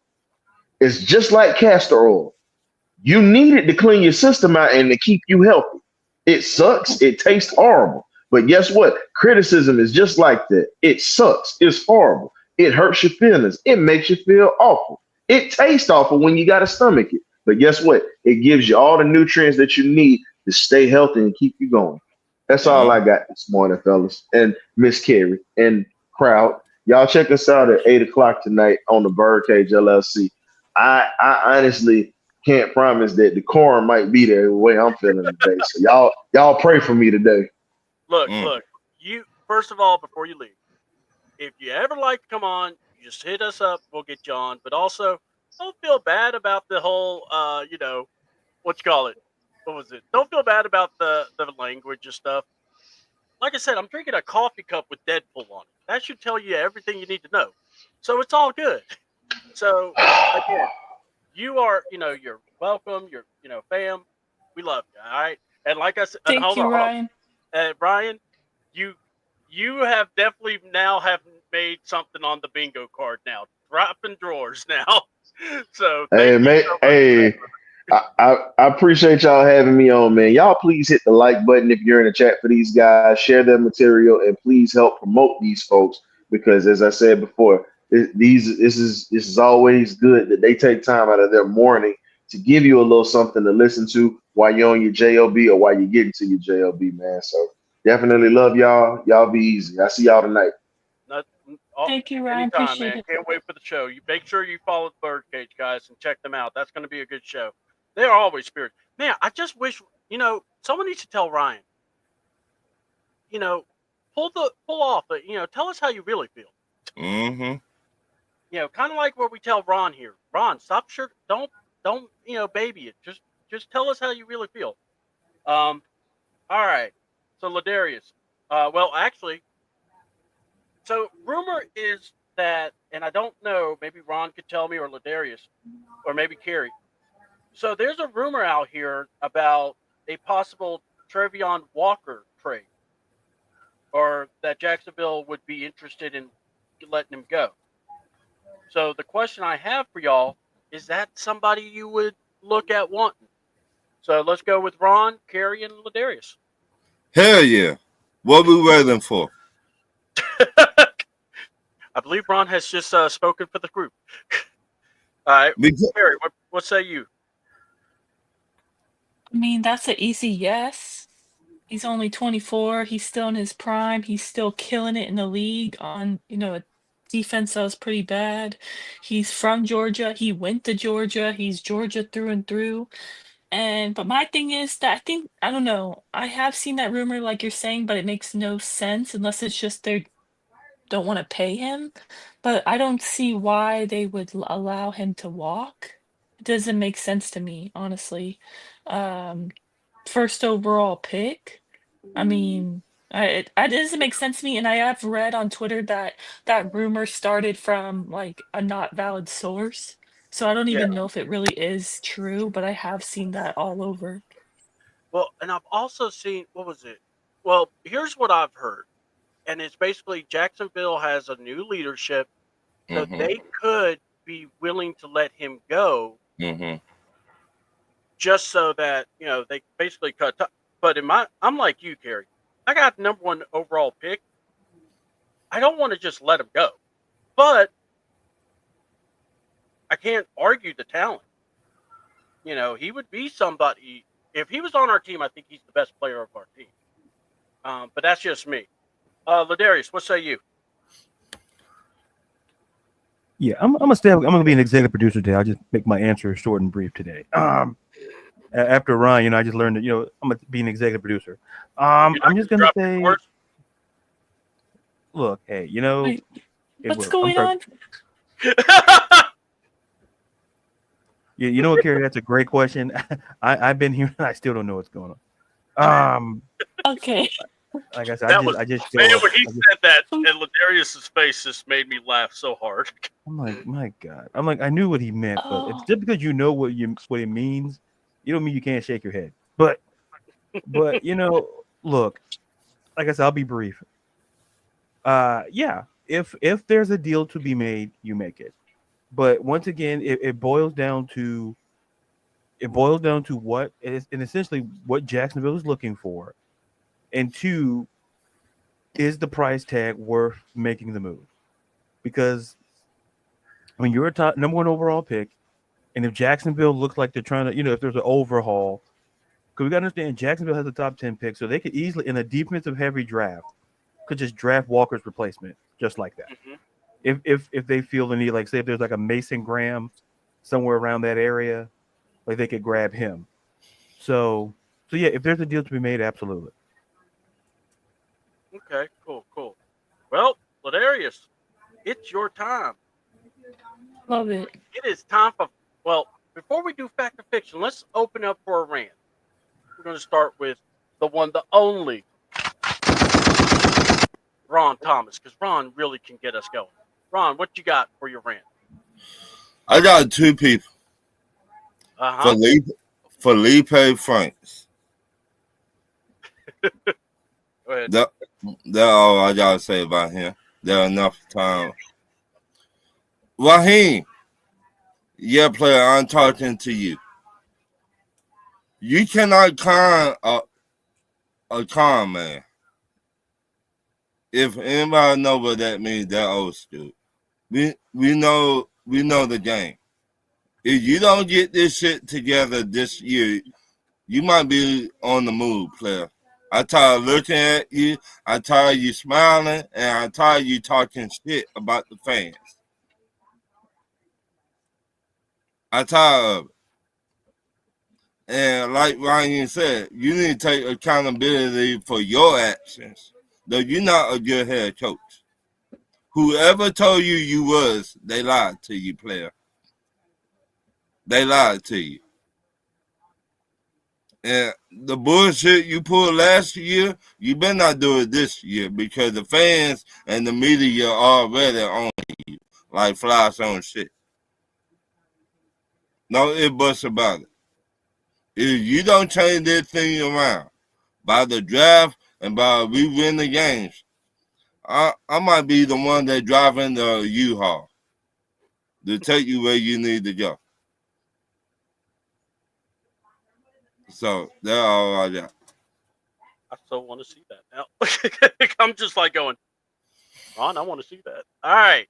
It is time, ladies and gentlemen. Give it up for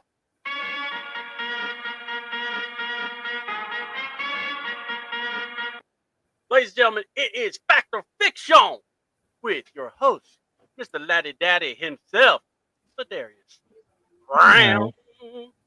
Oh, wow. That was different. I like that. The way you said my last name was nice. Thank you. I tried. I'm gonna take the carry approach. I'm gonna keep myself off camera. Uh, Okay. Wait, why? I'm just gonna lean into my exec producer role today because Okay. He's I going to be got the voice in the because I back. have nothing else of substance to add today besides these questions. So, Oh, wow. That is Well- just not true. well, to me it's true, but yeah, we'll agree to disagree. But that I'll just stick to being exec producer. I learned my role on the show. It was a good thing. Steve Double, is this your fault? Why? I didn't do anything wrong. I just, Hey, listen, I He's didn't say learned his anything. role on the show, he said. but Oh. Another one bite the asking him, dust. I was asking him his opinion. That's really what I was doing. No. Here, I'll just say this. I don't take it. I listen when you got personalities like when you got Ron on the show, we'll put Ron at the top, and then you got all of you. Listen, I like to be behind the scenes, and I like that being the on camera stuff. I don't add nothing of substance. Ron is good at what he does. I'll put it that way. He's very good at what he does, and so the audience comes for him, and then for me, I just show up and be like, "Yo, where's catering?" And then that's it. I just make sure everybody on the set gets fed. That's all I do. And I slip out till about 1:30. But anyway, enough about me. That's about the questions. So we have 3 Falcons centric questions and 1 NFL related centric question. All right. So for fact or fiction, and Chad, you're more than welcome to chime in as well as with the panel. So our first fact or fiction question is: the Falcons will get their reported asking price of a 3rd-round pick for Kirk Cousins. Fact or fiction? Once again, the Falcons will get their reported asking price of a 3rd-round pick for Kirk Cousins. Now everybody jump at it at once. Fact. That's 1 in the fact column. You know what? I'll say fact also because it doesn't have to be this year. It could be like next year. Right? Yeah. Okay. Yeah, dealer's choice. Yeah. All right. So yeah, I'm gonna say after the draft, teams are gonna get quarterback needy, and they'll come a call. Go ahead, Gary. I'm going to have to disagree with the panel, and I'm going to say fiction. I just truly, when that came out 2 days ago, Mm-hmm. I was like, there's no way. Like, I just don't see it. I mean, maybe mid-season if a quarterback goes down and a team gets desperate, okay, maybe I could see it then, but even then, that's a long shot. And for me though, I don't even see us keeping Kirk as a backup as much as our leadership says they are comfortable with it. I don't see it happening. I think that they desperately behind the scenes are probably trying to get him off the team as far as a trade for now, before the season does start. So for me, it's fiction. I mean, I hope you guys are right because obviously that would be great for the Falcons, but I'm looking at it from a neutral perspective, and I would be mad if I was a fan of another team and they're giving a 3rd-round pick for Kirk Cousins. I'm just saying. All right. So we got 2 All right. facts and a fiction. I'm sorry, go your seat up. No, I was just like, I hear y'all, and I still say fact because I just how quarterback. It's like this: if the trade waiver has been waived, okay, and we're talking about what possibilities and everything, I gotta look at it as someone's gonna make a move for Kurt. And not only that, we gotta remember if teams get hurt, people get hurt during the training camp and everything. So that's kind of what I'm banking on. And I do understand, would it be a 3rd round? It may be a 4th round, it may be a 5th, but Seventh. one of those Okay. I'm not gonna put out and say no way in heck. I could see a third round if that's what they're holding. Uh, I'm with you, John. What John said. Oh, yeah, fiction all day, twice on Sunday. I That's how I feel. I could see Tennessee. Tennessee, And what? who has the first overall pick in the draft, Yep, who is very high on Cam Ward. yep. Yeah. They Personally, I also don't see want that. to want an older quarterback. They don't like Will Levis like that. Yeah, They you know, said yeah. they I'm said Right. he turned the ball over too much last year. They Which got is a new why they're head going to coach. draft Cam Ward. They got a new head coach, a new GM, and Will Levis not that guy. So Right. I could see, yeah, Atlanta Falcons. Mm-hmm. You want a third? Yeah, done. No way. You really think so? I don't see it, honestly, because I've seen reports that they're very high on Cam Ward, and that's See, their guy. see, Well, I no, think they want a bridge too. Like they want Cam Ward, but they also want somebody to mentor him. For a quarterback that been in the league for a long time, that's seen every defense in the NFL. So Coach Cousins, yeah, come on down. You're on the process right. I, I guess I will say, just so we can get to the next subject, but is if you do this, it's more the question of it's more like this. Then that would mean they would be looking at possibly going after what's his name, and I'm trying to remember his name. It's escaped me. Abdul Carter. Mm-hmm. They would draft Abdul Carter, and then go after him, and then from there you go wherever. Mm-hmm. Um, so that's where I'm at. Is like, what is it that we're looking for? Excuse me, Ladarius. Go ahead, Ladarius. Yes. Are we able to ask your answer, or you're only gonna give the Yeah, question? Ladarius. What? It'll I turn into always a like to know trial. your My input. God. No, because I always like to hear your input, but I know a lot of times you just want, in No, this case, maybe you just want to say the question. yeah. No, I'll for the sake of time and flow, like C-Dub said, we're going to the next, question. So I'll just be an executive. I'm I being an think executive producer. okay, man, I feel like the people really like your input, but Nah, maybe. Yeah, I but respect that. they're here for Ron. I'm just the guy that comes in. No, they're Oh, not here for me, player. I'm here to set up the crowd. Like, hey, ladies and gentlemen, here's Ron Thomas, and then I just go back into catering. That's what They're not here for me. I go back and play. I go play his PS5 or order some DoorDash. But what are you looking at? I just wait till Ron's done with this segment, and I come back in.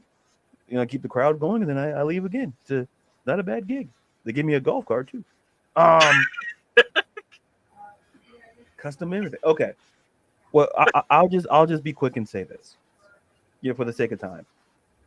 I think for Tennessee, the plan is Cam Ward. I think a lot of teams do prefer Cam over Shador. It's nothing based from a talent perspective. It's just from a comfortability, maybe just a schematic perspective for Tennessee, because Brian Callahan in his second year, he worked with Joe Burrow in Cincinnati, so he understands. He gave Will Levis a season, and obviously he didn't like what he saw from Will Levis from the vibes. So that's why you kind of see Will Levis on the market. But I would not be shocked because basically I think just to me it's down between Abdul Carter or Cam Ward. If you're the new Tennessee general manager who's in his first year, I think it's how you feel about Cam Ward, and can you pass up a guy like Abdul Carter? That's the question, because we've seen teams make regrets in that top three. So if Kirk Cousins is available, maybe they go that way. But I'm just curious to see where they go. Okay, so we can move on. Thank you, Ladarius. Anytime. So now question 2. Fact or fiction, Atlanta should pursue Jameis Winston or Joe Flacco as a backup once Cousins is traded. Fact or fiction, Atlanta should pursue a Jameis Winston or Joe Flacco. This is assuming that Cousins gets traded this offseason. I'll put it in that context. It's assuming that Cousins gets traded this offseason. Give me the Joe Flacco for 200, please. Absolutely. I like Jeopardy. I like how you did that, Ron. I appreciate that. Joe Flacco or who else? And Right, Jameis, or what Ron said. I was trying to. Well, who's the other one? Crableg. Oh, Crableg. Okay. Ooh, yeah. Yeah. Ooh, God. Well, I've been saying Flacco for the longest time, so I'll stay with Flacco. So yeah, Flacco for sure. Crab legs, no.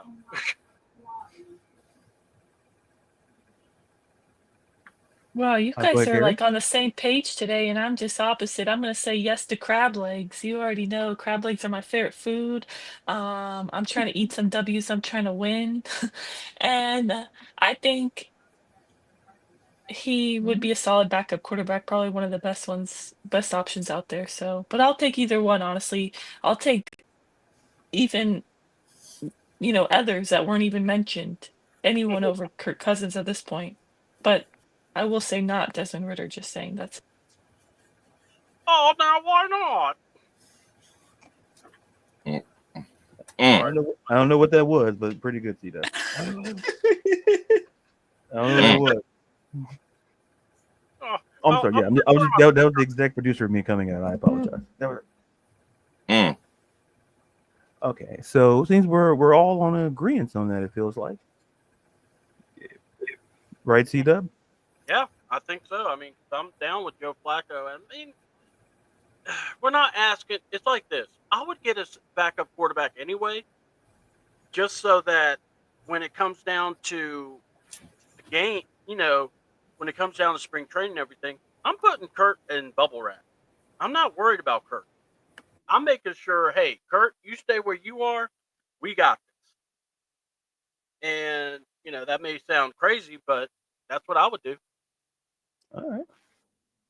And then we got John saying, "Can we sign Shane Falco?" Yeah, listen. If Willie Beeman is out there, I consider that too. Now there we go. Man, we can get. Listen. If you think about it, Shane Falco does give up Joe Flacco vibes. So he does. He really does.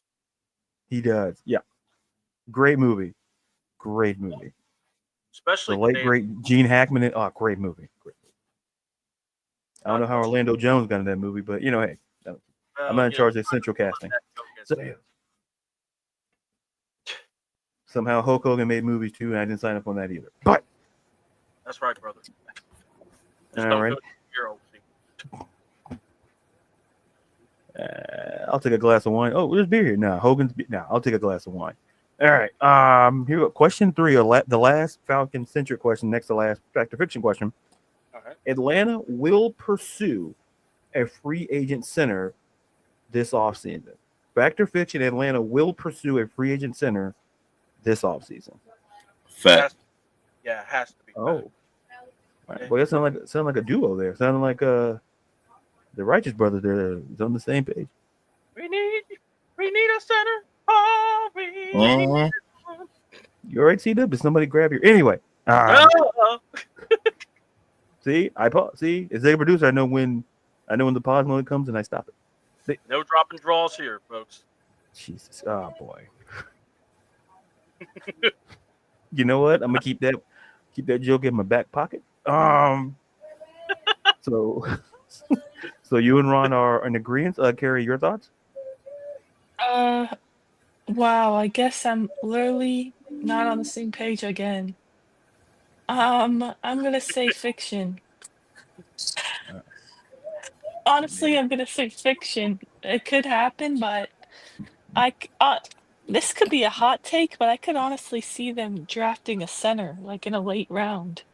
Because just to be some kind of competition with Newsel, I also think we're not necessarily going to go after a free agent because we don't have money like that. But I could see, after roster cuts and during training camp around that time, maybe a player doesn't, make a roster or, during training camp, we pick somebody up to kind of compete with Newsel. I could see that. Um, but for me right now, honestly, no, I don't see. I think right now I'm gonna say no. I guess I'm gonna go with the trend of disagree. It's all good. Though. We're not taking it personal. You're fine. Consistency is everything. Yeah. You know what, John? We gotta. Jesus. No, we're not, John. No, we're not. No, my pants are fully on. No. No, Like the Rock said. Whoa. You keep Whoa, no. your pants. We're not gonna do the Rock deal like we're Rock keeping pants. No, we're not doing that. I'm doing the opposite. Let's keep those pants up in an upright type position. All right. Yeet. Jesus. And sorry guys, I forgot to also say, maybe I don't know. I think I'm gonna stay to we're not going to sign a free agent to some, 1 year, multi-year deal like that. But because not just what I said about the money, but also because we have Gwyn on the team that we drafted. So maybe now that he was behind Dahlman, maybe they think he could also compete with Newsel. I'm not really sure, but we did draft him in 2023, so maybe it's time he could step up and compete. Mm. Oh, all right. What? That's not a thing? I mean, we drafted the guy. He's on the roster. No, Oh, what not do you mean? It's not you. It's Ron. No, I know. That's what I'm asking for. You don't think so? Okay.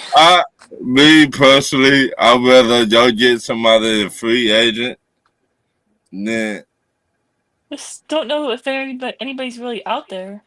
The guy from the Patriots, but yes. They come from that's about Georgia. it. Man. I like the idea of drafting someone. I do. But again, I'm also looking at it as, what would be feasible versus not feasible. So it really just depends on how everything goes together.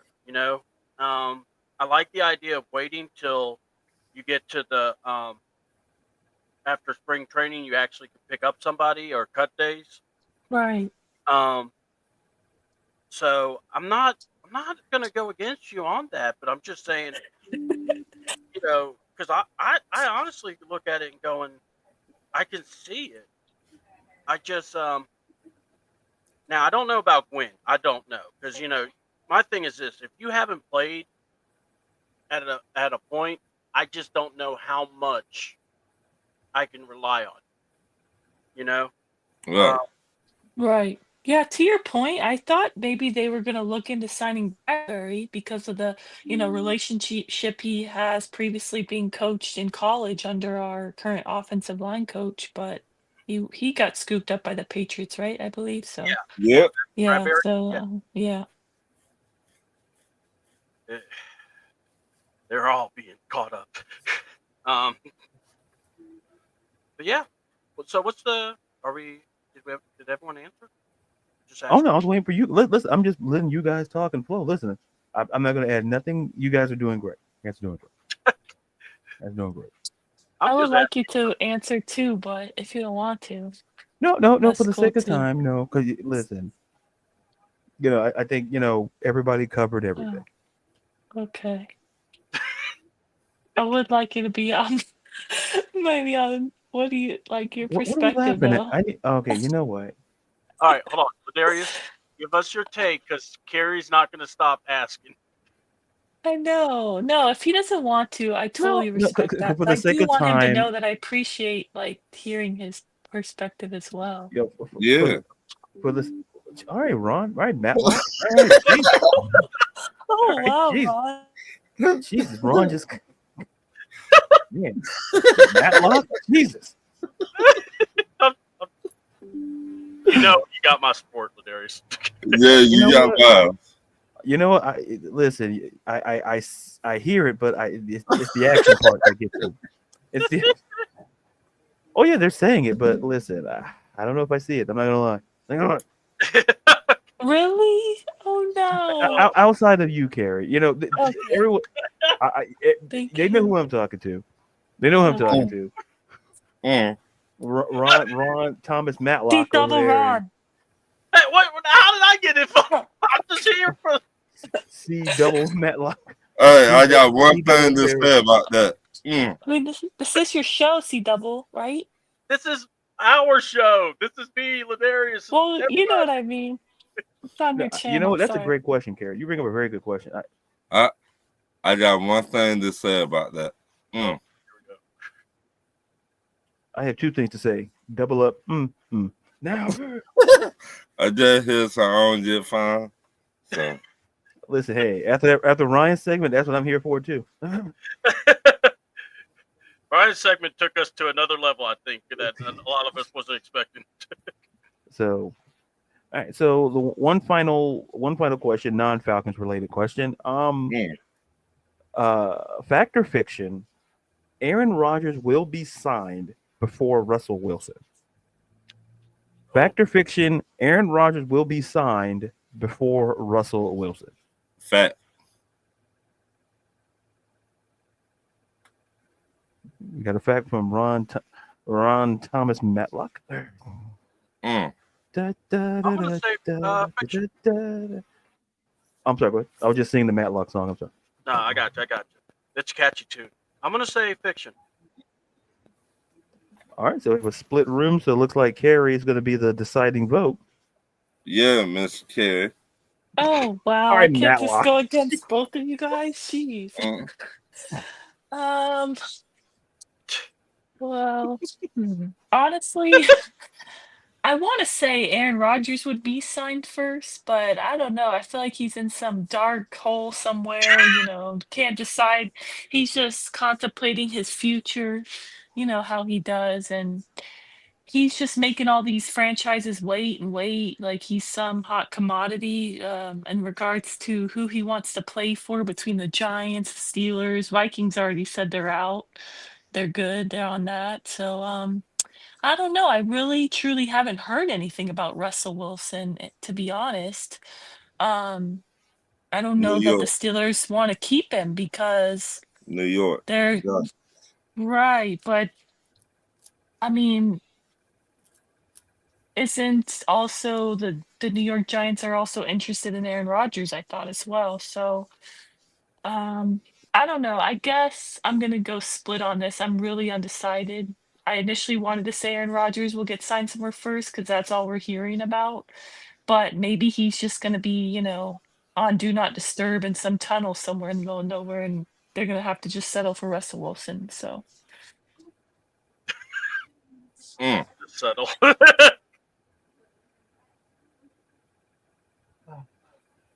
Mm-hmm. John.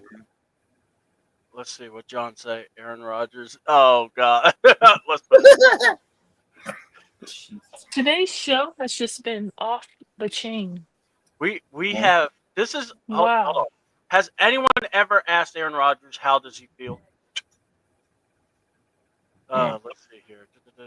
All right, Ladarius, you there? Oh yeah, I'm always here. I'm All here right. physically, mentally. I don't know, but Oh, I'm well, here. he's for sure here. I'm here. So, and that's fact or fiction. Can I please find out your opinion on that, Ladarius? I thought I was going to sneak out the back door without answering the question. Okay, Oh, okay, Carrie. Okay, I'll do it for thank you. you. Carrie. Proceed up. We'll talk after the show. Okay, cool. Like I said, I just feel like I've been more of an executive producer than You listen. get caught with all these strays. God dang it! Were you shimmying? What was that? Wait, are you all right? I just got shot. Oh, You got shot. wow, shot? This show Listen. has been Got wild strays. today. Listen, an executive producer would never shoot another executive producer. I think. But now, I don't know, I watch a lot of crime shows. I've never come across. Like, listen, there's been more snipes from other people than me today. I think that's Whew. okay. To answer the question, I kind of I'm split, but if I had to give an answer, I would like to think that there's a market for Russell Wilson. But if Russell Wilson's playing the same game as Aaron Rodgers, then I think teams will legitimately look at Rodgers more than Wilson just for the sake of it. I'm not saying that's the right call to do because essentially it's the Giants and the Steelers. Listen, Minnesota's kind of out. I think they're probably more committed to just getting a veteran backup and rolling with a healthy JJ McCarthy. So if I had to say, I think teams are waiting on Aaron Rodgers. Whether we agree, disagree, he's 42. It is what it is. I just think that, to me, Russ still has maybe a season or two left in the tank. But I think teams are looking at Aaron Rodgers, given the way that, they saw something for the Jets on the back end he put on tape that could be intrigue them. So not saying I agree with the assessment because I would prefer Russell Wilson, but teams may see Aaron Rodgers differently than how we kind of perceive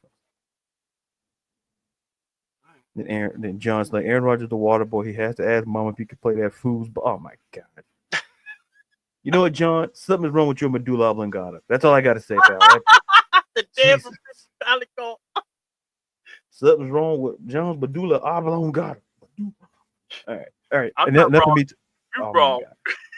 Enough of me talking. That's fact or fiction. Thank you. All right. Back to fiction. Darius. Thank you, Ladarius. Loved it. No problem. Thank you, Gary. I don't know how C-Double feels about it, but All right. See, no response. See, well, I was kind of like thrown off by what you said because I was like, wait a minute, what did I miss? What do you do? Wait, what? You're the He executive producer. doesn't know you. Right. You're the guy that has the stuff. I read. Oh boy, this is embarrassing. Anyway, all right. Well, it's time for another rant, and we've got one from Miss Carrie. Carrie, this is your opportunity to voice how you feel about any of the sports world situation that's gone on. Enjoy and speak your mind. Wow. Well, I don't really have any rants in particular, but the first thing that is coming to my head right now is that my rant is that I just want to make sure that Darius is seen and heard, and he knows how appreciated he is, and it's not just about him being executive producer. So, can you please, make sure we work on that C-Double because he's valuable to the squad here. Just saying. He's like kind of like he helps me. He's like my backup. He's the guy that I rely on. So, wait, he's not. He's the backup. What? He's my wise man. I mean, he's the guy. So yes, he's important to me. I mean, Darius, do you not feel important to me? I didn't get any of that. What was it? Wait, what? I can't. I just don't understand. Oh boy, this man's gonna. Oh boy. Oh jeez. Ron's like, yeah, I'm gonna head out. Where's Ron go? Ron's like, dude. Immediately stepped out. Right when. I need to cry. Oh, I need to call my mom. Oh wait a minute, my mom's dead. Been dead for a long time. Oh well. Oh wow, this show today has been too much. It all started with Ryan. You know what? I blame Ryan at this point. Dropping drawers, Kurt. Listen. Let's see what John said. Ladarius C-Dub just called you Kurt Cuzzo because he said you were a backup. No, literally, yeah. You said he's like my backup.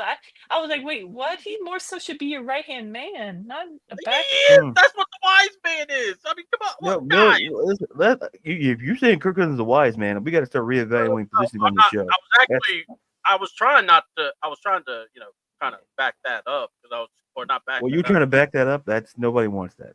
I was trying to take that away because I was like going, that didn't come out right. What I really mean is you're like the wise man. Because I've always come to you. We talk. Why am I feel like I'm on court when I'm? But you did say backup, yes or no? Whatever. Yes. You're not my backup. Now we're whatever me live on. Okay. All right. You are my best friend. How about that?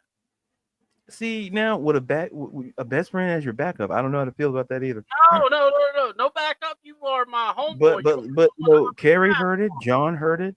I think I partially heard it. So I feel like there ain't no way I'm gonna be able to talk. listen, hey, that's what you signed up for. I mean, golly, I'm like, well, listen, CW, you're a good man. You're a good man. I'll say you're a good man. You got me wondering now. Listen, hey, if you question, listen, that's not my department. You go to doctors and stuff. Find that's not my thing. Doc, what am I doing wrong? Everything. You're doing everything wrong. What? Oh, Lord help me. All right. So the good thing is, if I haven't offended anyone already, there's no way I can defend anyone else at this time. So let's see here. Yes, March Madness is here. So are the brackets? Are you sure about that, CW? I mean, are you trying to have a hold my beer moment about offending someone? Oh, trust me, I can always offend someone. It's not like it ain't that hard. But I mean, I'm just like going. I'm the kind of guy that accidentally offends someone, and I still will keep offending, and I won't know what I'm doing. March Madness is here, so I know the type of dude that call it like I said. Yeah. Oh, really? Convenient. You show up now, Ron, after I was just trying to get y'all to back up our guy Ladarius here, and then you just convenient come back on after I change the subject and say rant over. Wow. Well, Okay. I had to go do something, Okay. See, double the way it's going. All right. So let's see. Apparently, my demise is coming. All right, great. All right. So look, let's see. That and the Falcons are giving their fan base reasons to drink. Yes. All right. Let's go to Ladarius again. We are going to get a rant from him. Okay. Maybe to see how bad I am, but either way, let's hear. Wow. You know what? Jesus, wow. I feel like I'm catching strays. That's all. So you just threw me a stray and I didn't even say anything. I didn't do nothing. I just said, all right, look. You assume I'm gonna say something negative about you. That's man. Either way, let's hear because I wanted to hear what your rant's gonna be. Man, Go for it. Man, he's gonna upgrade my. All right, Matlock and Perry Mason. These two are on fire today. Jeez, wow. Exactly. The Incredible Hulk. I'm getting Jesus. Yeah. Look. Deadpool and Wolverine over here. Just Jesus. I thought you guys were the heroes, but now I don't know. I don't know. Man, I need to watch that movie again and be like, look, and long while he be the head coach on their team, I'm gonna be like that. And then I suffer from Ronnie Thomas Matlock because all right, that's fair. That's fair. Did you hire him? I didn't do anything. Oh my God. Let's go. I'm ready. Let's go for it. This is awesome. So, is it my time to? Yes, sir. Yes. Hold on. Oh, yes, sir. Yes, sir. Wow. Okay. That feels weird now. The music. I forgot to dance. I assume Carrie danced. So now I can. Me and Ron did too. No, I see Dove. Hey, buddy. Look, I saw you. Thank you. And you are appreciated. Appreciate you. I missed it. Can you do it again? No problem. Thank you for that. That's awesome. Oh man, if this show was on any rails, it went off about 45 minutes ago. It all started with Ryan. I'm sorry. I blame Ryan. This is why I take the bus. We take the train, man. It goes off them tracks. Yikes. Nope. I seen Passenger 57. No, anyway, it's nice in on that train. I'm not on it either. Why? If he can't save us, then who will? Anyway, but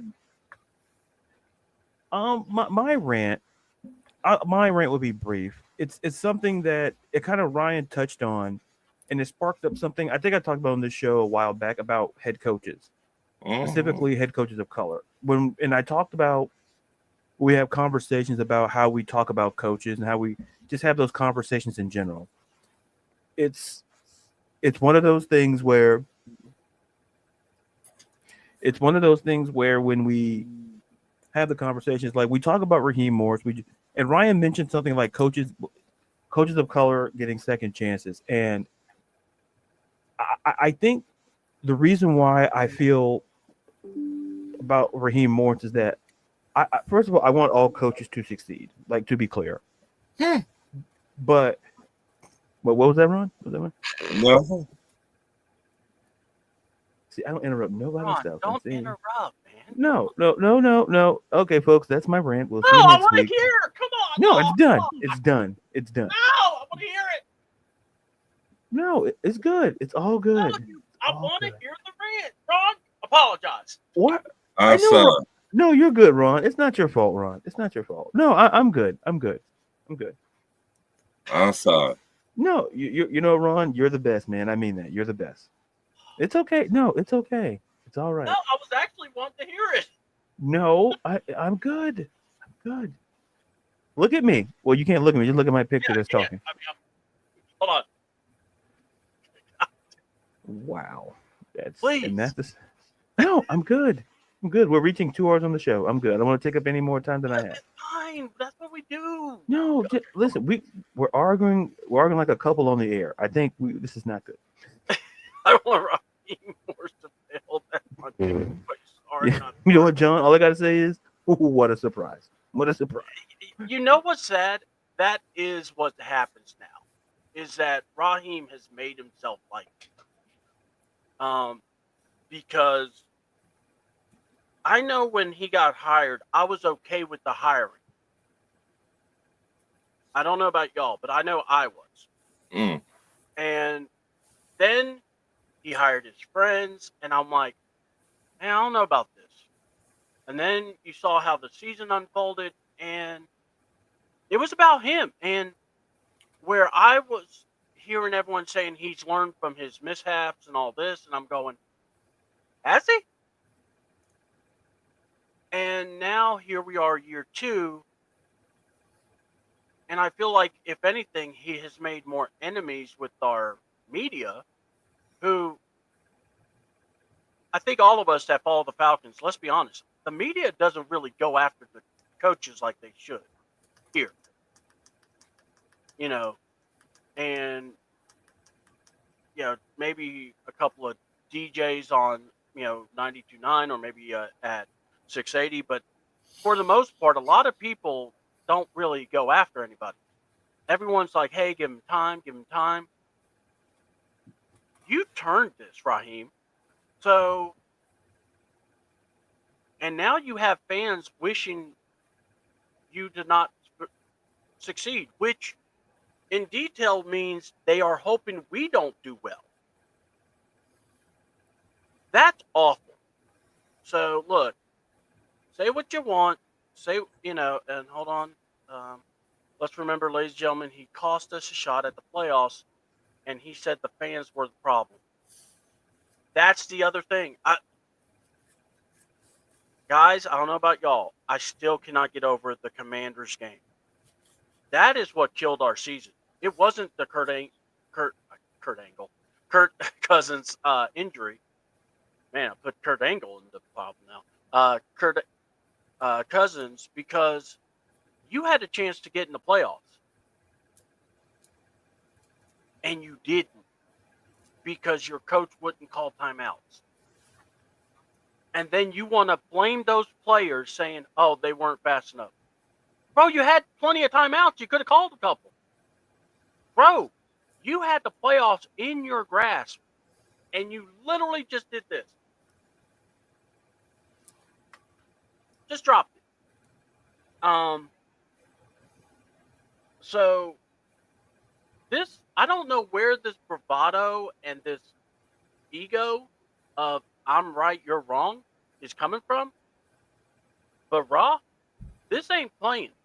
And, I had a rant for something else, but this is, I guess my thoughts will be this. The Quarterback 2 series, I look forward to watching because coaches are vital in these. The interactions with the quarterback, the way they talk. You're going to see how the Bengals talk with Joe Burrow. You'll see how the Lions talk with Jared Goff. The reason I love quarterback one series so much, not just Kirk Cousins' role, Kevin O'Connell. I can't wait to see what role you play, especially after he got hurt.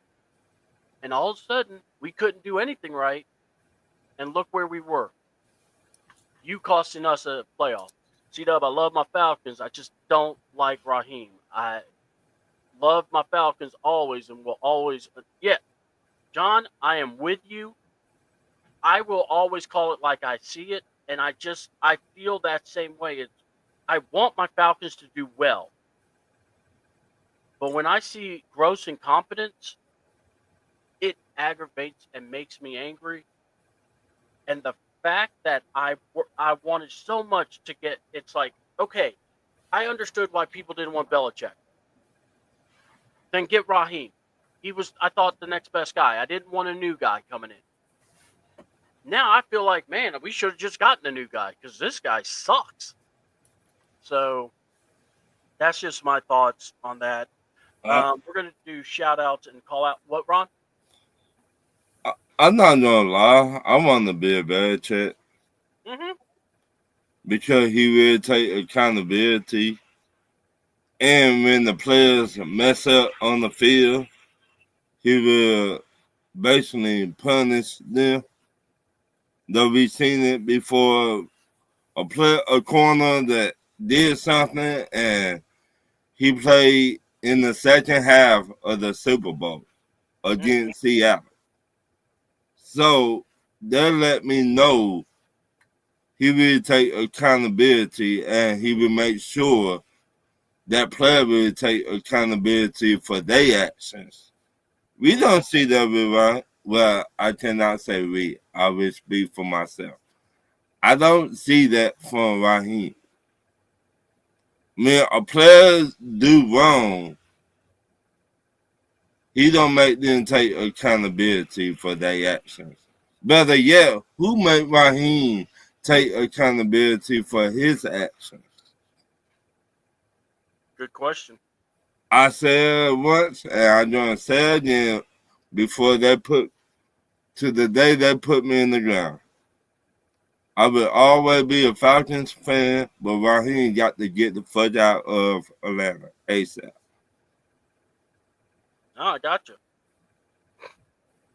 I don't like nothing about Raheem no more.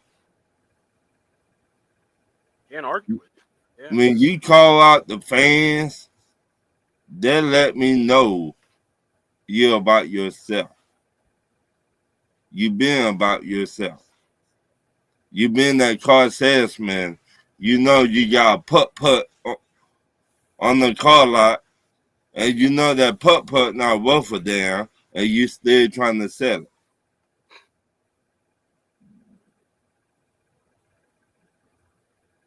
All right, guys. Let's go into something fun or our call outs and shout outs. Kerry left us. All right, it's all good. Let's see here. Let's remember Raheem first year here he got fired. Like at the second year he's on the brink of getting fired again.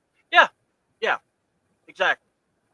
So let's just go into our shout outs, and we want to thank Carrie for being on the show with us, and really do appreciate her a lot. Want to thank what she does. I want to thank everybody that was a part of the chats. We had some really awesome chats here. Love the Dollar Gen. Oh, Carrie's back. Awesome. So Carrie's back. We have the. Sorry, guys, about that. Oh, you totally fine. Don't worry about that. It's all good. We're about to sign off, so here we go. We're gonna just wanted to take acknowledgement to our people. John Brooks, thanks for the moment with the Amore from South Carolina talk. Kind of started that. Joe Burrow is a beast. Burrow would have left, as the Birdcage talked about with Ryan bringing that up. I love John's analogy of Paul Heyman, the wise man. Always working in the, you know, doing great scenes and everything. And then Ladarius with the best line also. I did not have dropping drawers on my bingo card. And then again, we Oh signed man, Shane South. not that again. So, well, I'm just saying, those are the ones that made us laugh Yeesh. and had a good time. So, shout outs. Let's start with Ron, or shout outs, and also where to find you. From Ron, Carrie, and then Ladarius. Let's start with Mr. Ronnie Thomas. Shout out to all the fans. Without y'all, we would not be doing this. Like and share the show. And shout out to my better half, my wife. Make me go hard every day. And she stood by me. So, and shout out to all my haters. I appreciate you. Not the haters. I appreciate you. You know who you is. You know who you is. Oh wow. So, The haters are Stay even humble. getting a shout out today. shout out to the haters. Haters gonna hate. Now I got that song in my head now. Oh wow. Oh, Ron, you're awesome. I love you, brother. All right. The one, Jeez. the only, Miss Carrie Lane. Here we go. There we go. Yeah, shout out, sorry, shout out to you guys. I appreciate you, Ladarius, C Double, and Ron. It's always fun to do the show with you guys. So much, things to talk about. So I do appreciate you having me on. To Ron's point about shout out to the haters. Because why not? You got me in the spirit. I literally all I did was quote tweet that Kirk Cousins is going to be on the new quarterback show, and I had some troll come under my post talking trash about Michael Penix Jr., which, mind you, I'm not about that because that's our future guy. This guy, I swear, it has to be Kirk Cousins. I finally just said, "All right, have a great day, Kirk Cousins burner account," because this guy is he says that Kirk Cousins never lied. He bashes the Falcons. Like he is just, I don't know. I said this must be Kirk Cousins' burner account because the way he Mm-hmm. defends Kirk, but how it ended after I said, "All right, Kirk Cousins' burner account, have a great day." And he told me, "Honey, go get your nails done. There are plenty of girls that know ball, but you aren't one." So I just want to shout out this guy because, honey, why don't you go get your nails done? Because for one, I do know ball, and for two, like, why do men always resort? Not all men, okay, but many men, especially on social media, they resort to that just because I'm a female. They just say that I don't know what I'm talking about in regards to sports. That's just not true. Women can know sports too. It's not just a sport for men, okay? That narrative is just so old. It's so frustrating. But yeah, I'm gonna shout out that Kirk Cousins troll slash burner account because wow, he called me honey and yeah, told me to get my nails done, Wow. which yeah, whatever. And mind you, this was a post about just all I said was Kirk Cousins is gonna be on the new season of quarterbacks, and he just came in there bashing and yeah, I don't even know. He doesn't even follow me, but for some reason he keeps finding all my posts and just comes there to argue or bash Falcons and back up Kirk Cousins that he didn't do anything wrong. So yeah, shout out to that guy. Not in a good way though. Mm. Wow. Pow pow! Right, I need Ron's like sound effect. Bah, bah, bah, bah, bah, bah. Right. I couldn't Carrie believe just that kicked the door guy. open and Like, played the wow. Batista music. And, Oh! Right. and, Because I was like, and from the Harlem Night movie, pow. Yeah. right. It's just like, oh, because I said Kirk Cousins is on quarterbacks, and just because I asked the guy, how did the Falcons lie compared to Kirk Cousins not lying? Like, how does that mean I don't know football? Like, you don't even know me. It's just so wild, things people say on the internet. But You yeah. Mm-hmm. don't even know me. You don't even know me. I'm sorry, I just said that. Miss Carey, you need to go tell that hater, pow, how you like me now. Right. It's like, wow, I couldn't believe that. Like, oh, resorting to go get your nails done. I'm like, oh, wow, but okay. I'm not even I never like, I don't even thought get my I would nails ever done. hear someone go, you know what? Screw you and go get your nails done. Hey, Look, I Right. never heard that one. Yeah, oh, John said it could be Vince McMahon's burner account commenting on my post. Maybe. I don't no, know. no, I no. thought it was No, Kirk because this guy defends Kirk with hold on. everything in him. I'm going to tell you, it was one man, and we all know who it was. It was Raheem. Because no one loves Raheem harder or loves Kurt harder than Raheem. Mm, I didn't think about that. I don't Yeah. know. It I mean, could he be, loves that human. mm. but I yeah. think about that. So It's I all do about want to shout out all the men that do support women in sports. Special shout out to Ladarius. He's always tagging all the women in sports on Twitter. And, there's so many great accounts that you can follow that, women in sports. So, yeah, football is not just a man's sport just because men are the one who play it. I'm just saying. You tell it, yeah. Miss Scary.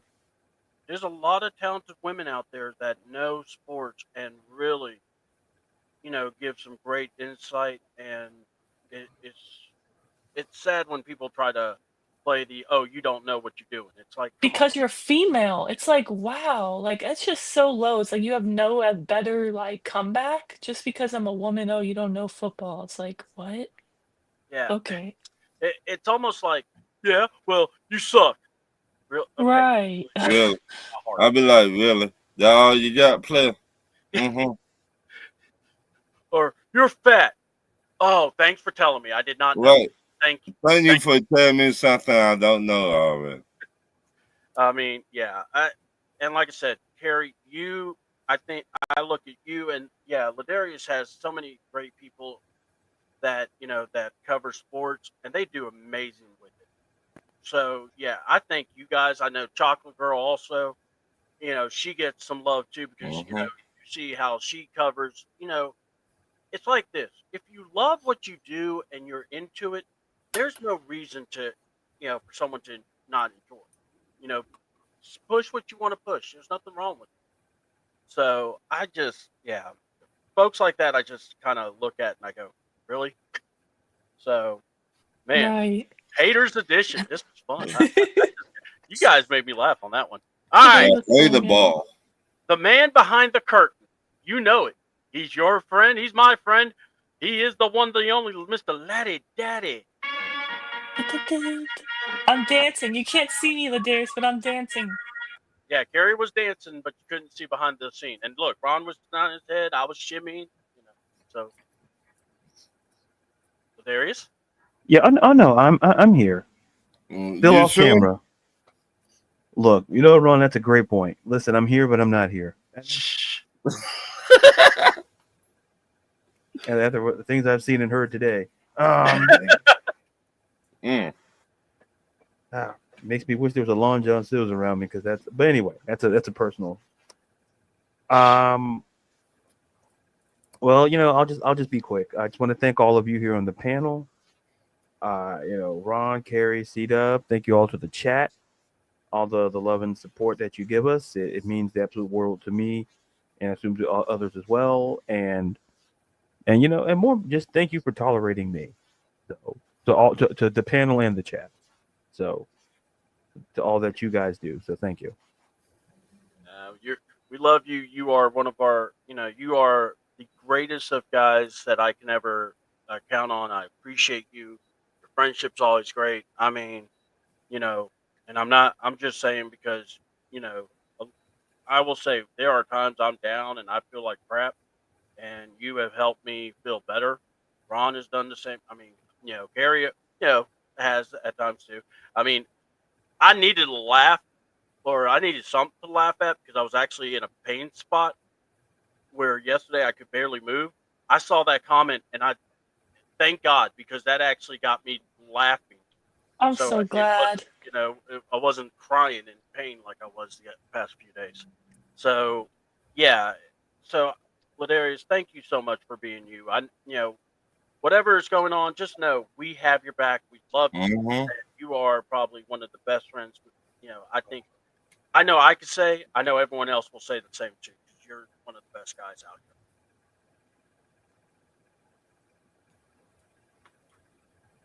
here. Man, quietness. I didn't expect that. Sorry, Okay. I didn't know if Darius was gonna say anything, so I didn't want to Me talk. too. Sorry. Yeah. I was Oh like, no. I'm just being quiet and listening. No, that's Oh, like I said. I'm just being in quiet mode. So okay. oh, Well, just so you know, John Brooks was also saying that you guys made me laugh today, or laugh because I suffer from depression, and you guys made me forget about my depression. oh, that's awesome. If we Not can that do you have that, depression, but that we could help you. Sorry, that is not. I just want to clarify that. I'm sorry. hold on. I love how Gary said that's No. awesome. Well, Yeah. I realized that after. Like, gosh, let me just be quiet. I'm No, sorry. Carrie, you're fine. It's fun. Okay, we're having fun. We're not making fun of anyone. But yeah, that's what Look, I suffer from depression. I think a lot of us have fought these things, and it's hard to ask for help. It's hard to look at someone and go, hey, I'm going through. Right. But I will say, if you ask for help, or you just talk to one of us, reach out. We're here for you. We're not gonna judge you. We're not gonna make Right. fun of you. We care. And we don't run away from our problems. Yeah. And look, and what I've told people, man, when it comes to depression, it's no joke. Yeah. That will, drive I anything. got I got the one that will alternate. Okay, there we go. You there, Ladarius? Yeah, no, like I said, I'm just here in listening mode. I'm just working on stuff, and I'm just listening. I'm just being quiet. That's what I'm doing. I'm just being Sorry, quiet. I could hear you. But... Yeah, we were hearing you. I was like going, okay, am I? Yeah, I'm just organizing something for videos because I'm. Well, that's not important. It's not important. Yeah. Stop doing that, Ron. It is. You see, to Ron. See, that's why I didn't say it because Ron. You see, this is why. Yeah, we're good. Ron, it's your fault. No, it's nobody's fault. I'm just gonna go back on mute, and I'll be here, but not here. I'll be here. Wow. All right. Okay, sorry, Ron. It's not your fault. All right. I want to shout out my haters. No. Oh, please do. I mean, that's a trend. So go ahead. That was funny. Look, we went through a role where we were shouting out haters. I was like, this is hilarious.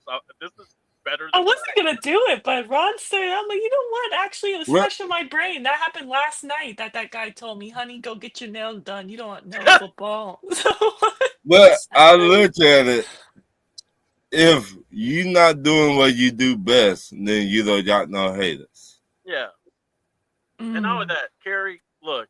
And you know your thing, Miss Carrie. So. And not only that, but Carrie, I gotta say this, Miss Carrie, she knows a whole lot of stuff, folks. If she starts talking sports with you, consider yourself privileged because of the fact she don't BS stuff. She knows it. So that's what cracks me up when I hear, oh, well, go get your nails. I'm like, dude, who the hell are you thinking you are? Yeah. Yeah, he's just stereotyping me. I'm a female. I'm gonna get my nails done, but spoiler alert, I don't get my nails done. So yeah. I don't know. Anyway, You know what? Look, and if you did, it's not his business. right? Like, you're not I didn't asking even for reply. money.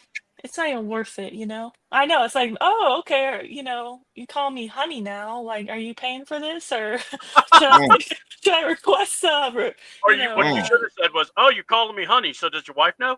right? Oh, Yeah. or does your mom know? Because that would have been even funnier. But yeah. Oh man. Hey, Millie Mills. What's up, Millie? What's up, everyone? Oh, John said he's never heard Ladarius this quiet before. Well, No. look, I also know Ladarius was having some issues with work, and Okay. Yeah. so I'm not, it's just, how we all have different challenges sometimes, and it takes Right. Absolutely. focus. So, Yeah. so I don't know. I'm guessing. So. Are you speaking for him, or can he? Yeah. No, I'm just. You doing a great job. No, keep going. Keep going. This is great. I was just saying. Okay. No, it's Go ahead. No, you're doing great. I'll go back on mute. I'm sorry. I don't want Ron to. Oh, I don't want I'd Ron to give me rather a hear what. again. I don't want another because I think if I get one more I think I get a free ice cream cone. Someone So I don't know. I don't know. right. Right. This is embarrassing. How am I going to end the stream? No, no. I didn't know. I mean, Well, no, I don't want to put I my didn't stuff want to up. say No, it on I the just. show. I was gonna, Well, no, I'll just say this and I'll go on mute and then I want before I get another Ron, don't get any ideas, please. just something to the fragile ego that's no, it's just I've learned doing the show, and I'll just put it out there. I've learned sometimes it's just best to be quiet and let everybody else do their thing. So I'm always here, but like I said, we have a lot of personalities. I'm not gonna say but so that's why you, today Ron. quiet. No, like you three are doing great. So I just felt be silent. And see now since Ron's laughing, then I can put myself back on mute. Ron. Oh, The Back to timing you. is not Back good, to you. Ron. Back to you guys in the studio. I'm on vacation. No, I'm okay. Okay. So look, I'll just wind up the show here for all of us. I want to thank everybody, Carrie, Ron, Ladarius, because without these three, we don't do a show. And it really is awesome when we have Carrie around, when we have Ron, when we have Ladarius. Ladarius is the vital part to our show, just like Ron is, just like Carrie is. And I am appreciative of all of y'all. And look, we have fun. And if you're having fun watching us, man, thanks. Because that's what we want, y'all to feel, that you can come here and enjoy yourselves. And enjoy the camaraderie, enjoy the crowd, enjoy what we do. Keep it going. We'll keep talking. We'll keep having fun. But I just want everyone to know, thank you so much. And, look, to the haters, you're going to hate anyway. The Ladster. I like that. We need that. That might need to be a shirt eventually. We need to come out with stuff like that. I'm not a vital part, just an executive. No, you are vital. Vital. Don't tell me you're not. No, you are more than an executive producer. You are more. You are on the upper tippy top of the mountain here, pal. So, watch. I just got in trouble for saying that. But yeah, we'll come together next week probably. If it doesn't happen, just go on the channel and I'll write a note or something, and we'll just maybe meet up another go round. But the wrestling's still going. Me and Ladarius are covering it. We can't wait. Hey, WrestleMania season it's in full swing. Buckle up. We had John Cena cut his first heel promo. That was fun. Check our reactions to it. And no, we're not going to swing a metal spike into your back like someone did to John Moxley, which was ridiculous. But I'll talk about that next week. And let's see. And remember, ask people. From me to you, just look at some of your friends and just ask, how do you feel? Because it goes a long way. Because John Cena did say not one person ever asked how I feel.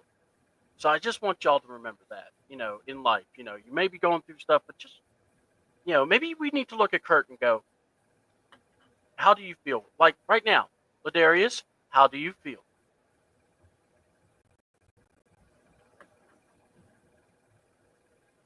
What? Ladarius, how do you feel?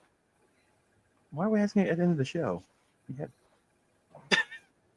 just asking. Yeah, We're still live. I'm fine. Listen, I'm trying not to get again because you get so many. It's like whammy. It's like playing pressure luck and you get them whammies. You lose your money, then you got to rebuild. Listen, it's a complicated thing. It's Ron. you Gotta stop with the mms. He does it keeps me in check. Apparently, I need to be in check. So You don't need to if, be in check, in my if I'm running opinion. too long and I go and I hear I say nope, time to back up, time to back off, Run. and I've that's when been fired, dog. All right, next show, I know what I'm gonna be doing when Ron's again. like I say, all of you guys are vital to the show. The chat, you're all vital. I Including just show you. up. I just show up, if I'm asked to do something, I just do it. I hope you That's don't what I do. truly feel that way, Ladarius. I hope this is just good TV, for you to say I don't this. know. But I don't know. I oh watch man, I watch a lot of TV, so that could be a hit one way or the other. It doesn't give anything away, but I see Cita's about to fall asleep, so I'll stop talking. No, I'm oh not. I just put my hand gosh, over my head. I'm why? just. You're vital. No, I no. In all seriousness, I no. All of you, I just show up. So you guys make What? the show work. I'm not trying to put this on camera, but this is an off camera thing. Yeah, But we need to end the stream at this point. Jesus, We need to discuss this. I'm sorry, everyone Jesus. in the They chat. ask me how I feel, and then and then just yeah. I don't want to melt. Listen, I want to melt under the light. Is what I'm trying to say. You put chocolate out in the sunshine for too long, it's gonna melt. I'm just gonna leave it like that. That is very So, true. And yeah, but some people like that. But anyway, we're not going there. Jesus, yeah. All right. So, Oh, geez. I want to thank everybody for joining us. Much love. We appreciate every single one of y'all. Come back. And Thank you. without further Yes. ado, I am C Double. That has been Ron Thomas. That has been Miss Carrie. And of course, that has been the one, the only Mr. Ladarius Brown. And we just like to tell you thank you. Peace out. Much love. Bye, everyone. Peace Thank you. out.